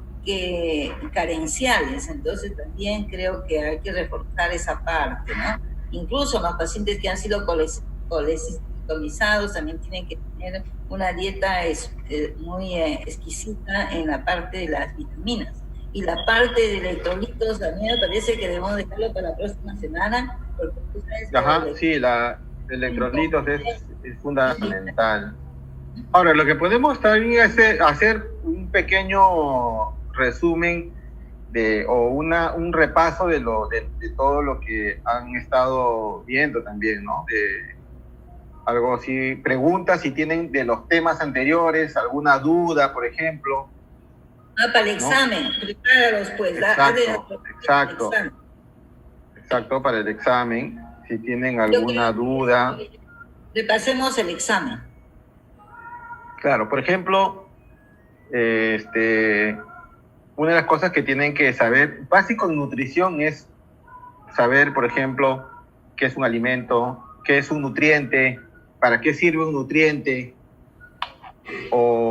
eso es fundamental.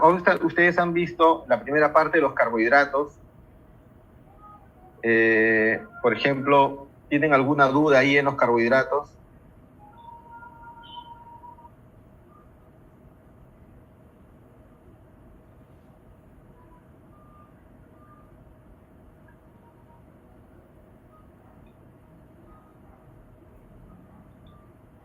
Nada. Dale el repaso nomás. Yo creo que es vital para que los alumnos puedan optar una buena nota, porque necesitamos promedios más de 14. Ya, muy bien. Una de las cosas que tienen que hacer, por ejemplo, chicos, en el tema de lo que es el tema de lo que es alimentación, es saber básicamente la función de los nutrientes. Los nutrientes tienen muchas funciones, ¿no?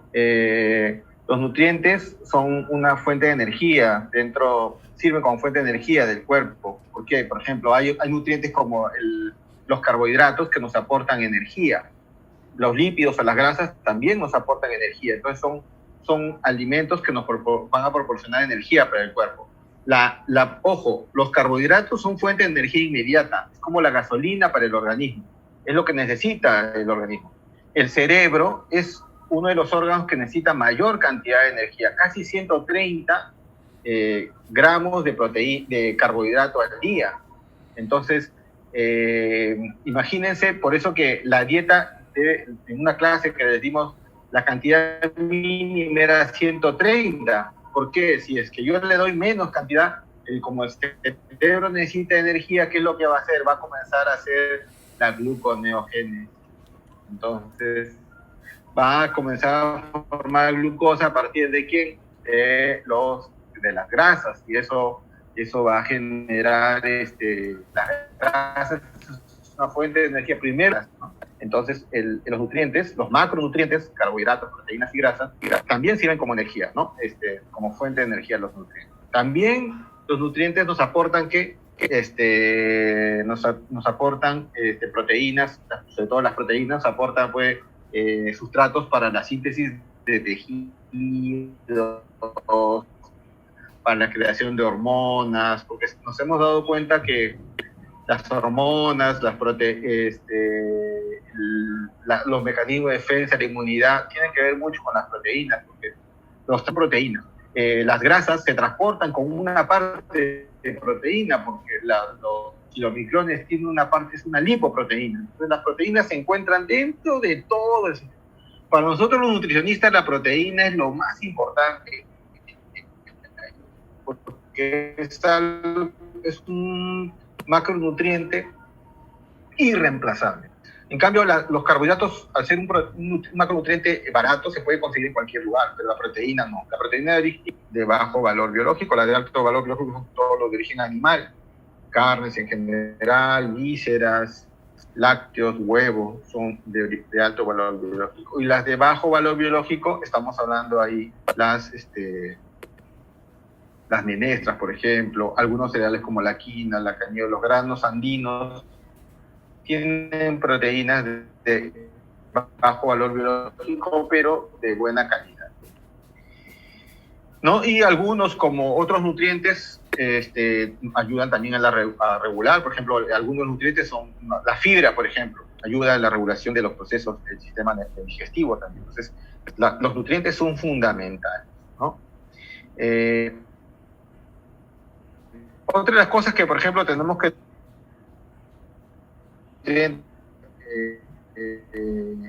por ejemplo, ¿qué es el metabolismo? El metabolismo es un conjunto de procesos físico, químico, todo nuestro organismo. Entonces, y esto no solamente se da pero en el origen animal, el metabolismo también se da en el origen vegetal. Entonces, pero el metabolismo es un proceso de todas las células vivas. Otro, el metabolismo se divide en dos, como hemos visto, como vimos ante degradación, para la formación, por ejemplo, de energía, ¿no? El catabolismo, y el anabolismo cuando es la síntesis, la creación de nuevo. Por ejemplo, a ver, un ejemplo de catabolismo. El catabolismo, de una parte grande al almidón se comienza a degradar hasta convertirse el almidón es un polisacárido, hasta convertirse en un monosacárido, que es la glucosa.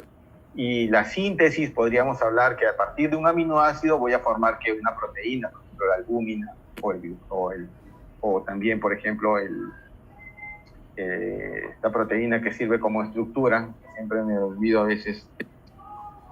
A ver, ¿quién me ayuda? ¿Cómo se llama esa proteína que hablé antes? Que la vitamina C tiene que ver mucho. El colágeno, me he olvidado. ¿Están pendientes, chicos? ¿O estoy hablando solito?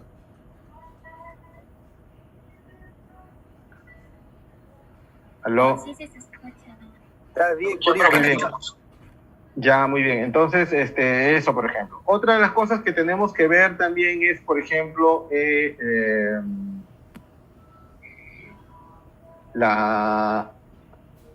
bueno, eso es básicamente el metabolismo. Bueno, la digestión ya es un proceso que ya lo sabemos, y la absorción que se da a nivel del intestino delgado y las hormonas que tienen que ver mucho con la digestión, porque hay hormonas que tienen que ver mucho con la digestión, ¿no?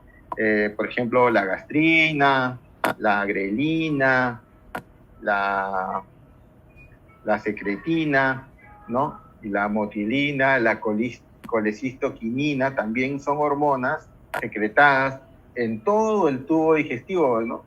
Unas en el estómago y otras en el intestino. Entonces, todas tienen que ver mucho con la digestión, porque muchas de ellas se activan por una respuesta. Por ejemplo, la secretina se activa en respuesta al ácido gástrico. Entonces, ¿no? Y esto va a generar un proceso de digestión a nivel del duodeno. Entonces, todas las hormonas, el proceso digestivo está regulado hormonalmente. Entonces, eso es algo que tenemos que saber, ¿no? De los tipos de hormonas y todo eso. Otras cosas que tenemos que ver es en la parte de la clasificación de los alimentos, por ejemplo. Existe mucho tipo de clasificación de alimentos.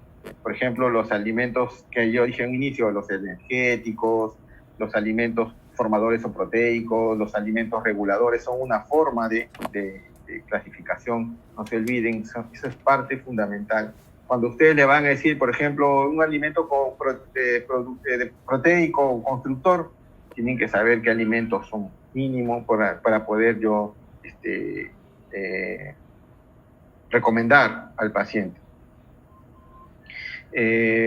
Muy bien, otro que tenemos que ver es, por ejemplo, en el tema de los aminoácidos. A ver, vamos a ver un tema de las proteínas.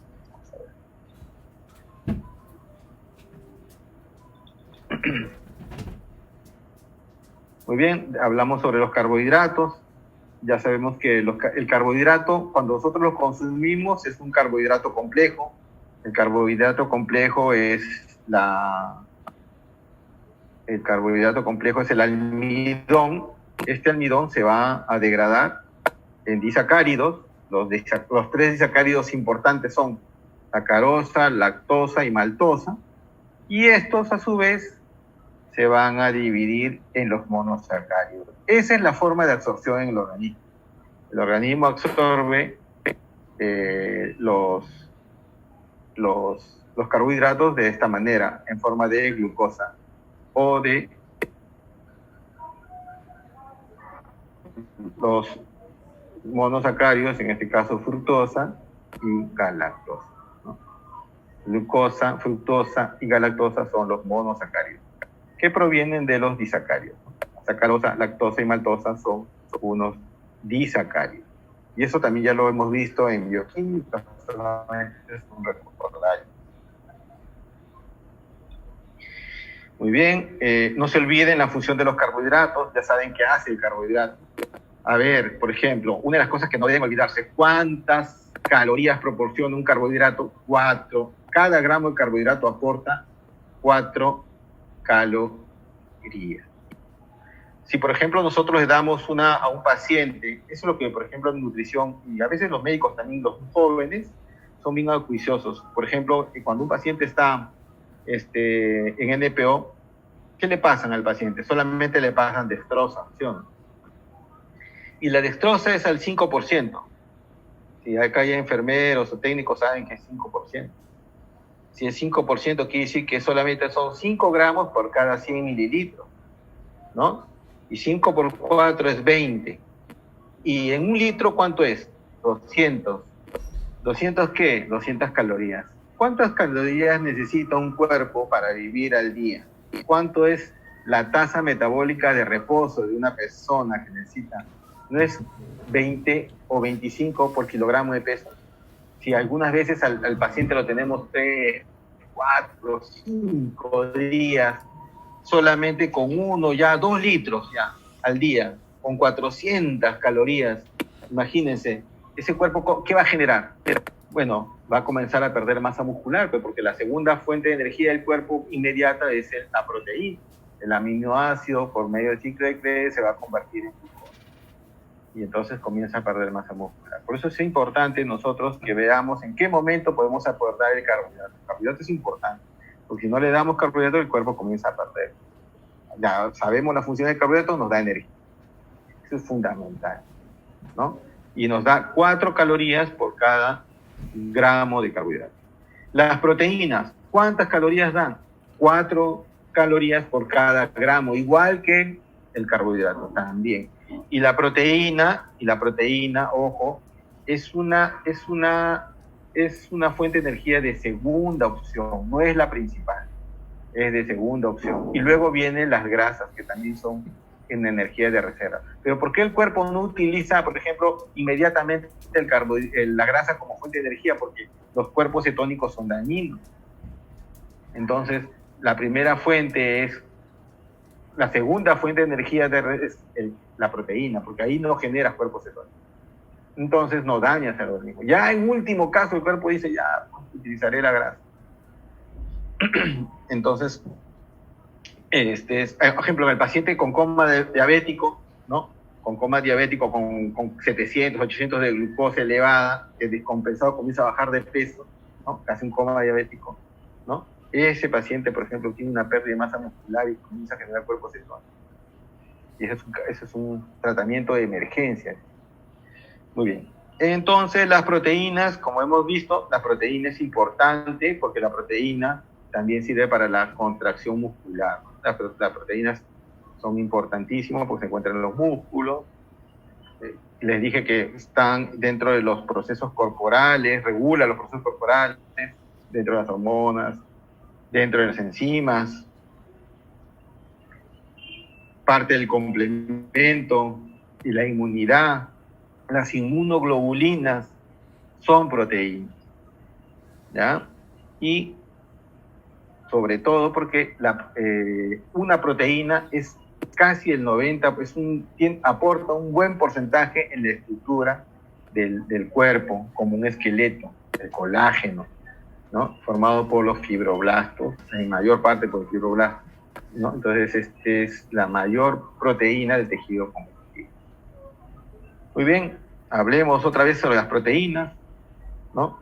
Acuérdense que yo les expliqué en una clase que la proteína, cuanto más requerimiento de proteínas por una pérdida, una injuria, mayor cantidad de requerimiento de proteínas, quemaduras, lesiones grandes que necesitan regenerar tejido, debe haber un mayor aporte de proteínas, siempre cuidando la parte de la uricreatinina, como está ahí el aporte de agua. Entonces, como les decía, las proteínas están dentro de todo, porque para mí las proteínas y para nosotros las proteínas son importantes. Siempre tenemos que poner énfasis en eso. Y las grasas, no sé si han hecho un recordadista acerca también de las grasas. Las grasas son también una fuente de energía. Las grasas, por ejemplo, aportan 9 calorías por cada gramo. Y las grasas son también importantes porque nos van a servir como fuente de energía de última instancia, ¿no? Porque lamentablemente estas generan pues cuerpos cetónicos. Y las grasas, pues, nosotros, ¿qué grasas utilizamos básicamente? En el organismo nosotros colesterol, triglicéridos sobre todo, porque la grasa de reserva de nosotros es triglicérido, casi el 80% de nuestra grasa es triglicérido. Tenemos colesterol y fosfolípidos. Esas son las 3 grasas, ¿no? O lípidos que maneja nuestro cuerpo, tenemos que tenerlo bien en cuenta. No van a poner, por ejemplo, ¿qué tenemos? Ácidos grasos. Nosotros no somos plantas. Somos colesterol, triglicérido y fosfolípidos. ¿Fosfolípidos dónde se encuentra? En la membrana celular, ¿no? Muy bien, y nosotros tenemos que también explicar al paciente que las grasas, existen 2 tipos de grasas, ¿no? Las que llamamos saturadas, ¿no? Las grasas saturadas, ustedes ya se recordar y nada más, las grasas saturadas son aquellas donde los átomos de hidrógeno están todos llenos, los carbonos están llenos de hidrógeno, no hay un espacio, ¿no? Donde está saturado de hidrógeno, pues le llaman grasas saturadas. Las grasas saturadas son dañinas, ¿no? Yo les expliqué en un inicio que hay unas grasas vegetales saturadas que son dañinas, el aceite de coco y el aceite de palma, son dañinas, ¿no? Porque generan luego colesterol endógeno. Y también algunas, como en las grasas del origen animal, por ejemplo, los lácteos tienen grasas saturadas. Todos los lácteos enteros, leche entera, queso hecho de leche entera, postres a base de leche entera, tienen grasa saturada.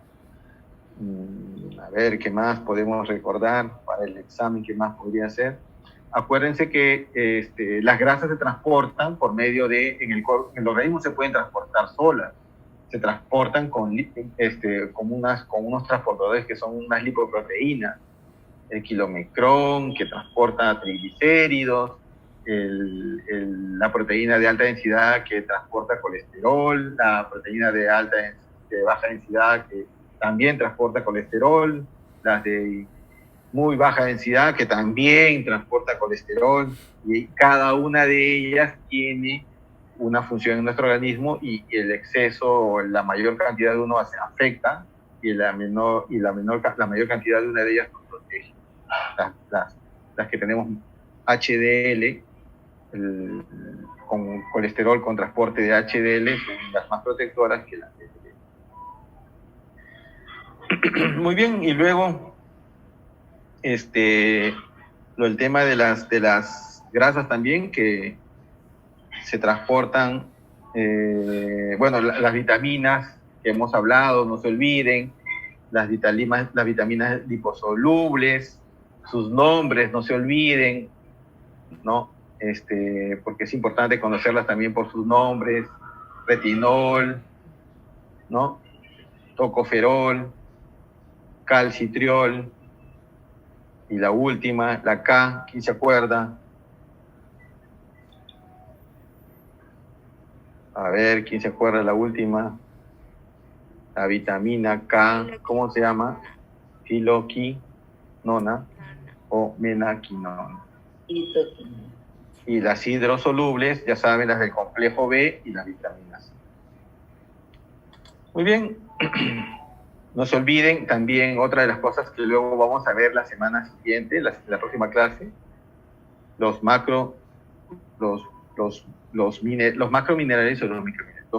Acá, en la parte clínica, miren, un consejo, por ejemplo, nosotros que tenemos que ver más es hierro, yodo también, sodio, potasio, son importantísimos los macrominerales, son fundamentales los macrominerales. Esos vamos a tener que estudiarlos bien, eso es fundamental para la parte clínica. Y sobre todo, por ejemplo, el fósforo, el calcio son fundamentales. Por eso que cuando ustedes también repasen lo que es la despolarización de la membrana, en la despolarización de la membrana y en las enfermedades psiquiátricas que hemos visto, por ejemplo, en fármaco, por ejemplo, el cloro, el sodio, el potasio, el calcio, tienen que ver mucho, ¿no? Sodio, potasio, calcio y cloro tienen que ver mucho con el tema de la membrana y el transporte y la despolarización de la membrana. Y eso es para todo lo que es células musculares y células nerviosas. Eso es fundamental. Y el exceso es dañino, y si lo vemos ahí, luego lo vamos, ya repasen los chicos, porque eso es fundamental en la parte clínica. También en la parte clínica, los que hagan ese intensivismo, les expliqué, es fundamental el saber dosificar en el NPT. Por ejemplo, yo estoy preparando para ustedes una clase de nutrición parenteral total, porque eso es que tenemos que conocer cómo se debe, tenemos que saber lo básico de eso para poder estar dentro de la visita y no quedar en nada, ¿no? Y ahí, por ejemplo, fundamental el conocimiento de los macrominerales, ¿no? Porque un exceso de fósforo, chao, se va el paciente. Entonces, tenemos que conocer bastante de eso. Muy bien, bueno, chicos, ¿alguna pregunta? Repasen, básicamente... Pienso que con el repaso que le has hecho van a sacar 20. Yo creo que sí, porque ese repaso ha estado, pero preciso. Ya, aparte, hoy en la noche les van a subir a la plataforma y luego tienen una semana casi para responder. Digo, no tienen pues hasta el día domingo, me imagino, sábado y domingo. Así que tienen que sacar 20 porque necesitamos notas de excelencia para ir al internado, ¿no?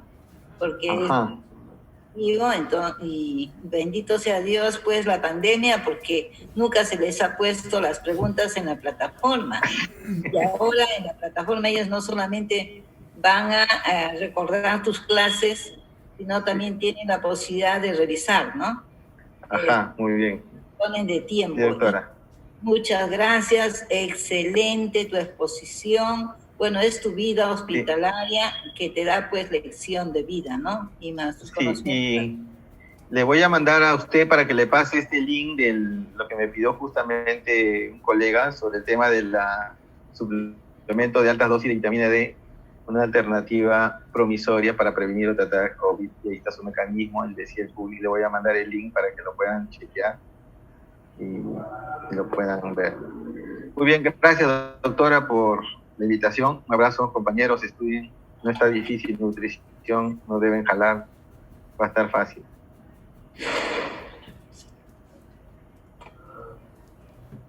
Que tengan un lindo fin de semana, porque ya no nos vamos a ver hasta la próxima semana. Muchos éxitos y mucho amor al prójimo. Doctora Barreto. Sí, te escucho. Doctora Barreto, William le saluda. Sí, William. Gracias Sí. por tu preocupación. Yo sé que eres un excelente delegado y coordinador, y bueno, pues espero que todos estén siempre cerca a ti para que le des mucho empuje y ganas de crecer, ¿no? Como lo queremos hacer nosotros para ser los primeros internos y los primeros residentes. Sí, te escucho.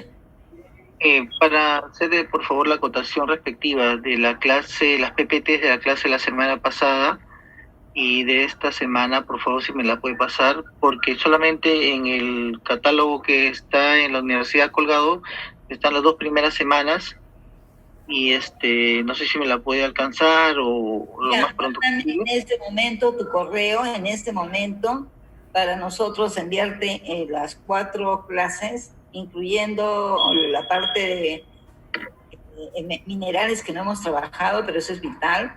Espero que en el examen no les venga esas preguntas, y si es muy difícil, llamen pues a nuestro profesor. Ya saben quién les, no voy a dar el nombre. Ya lo conocen ustedes, ¿no? Mándame en ese momento tu correo para yo enviarte las 4 clases. ¿Correcto? Ok, doctora. Ya. ¿Algo más? ¿Alguien más quiere dar alguna indicación, algún comentario? Tiene 1 minuto.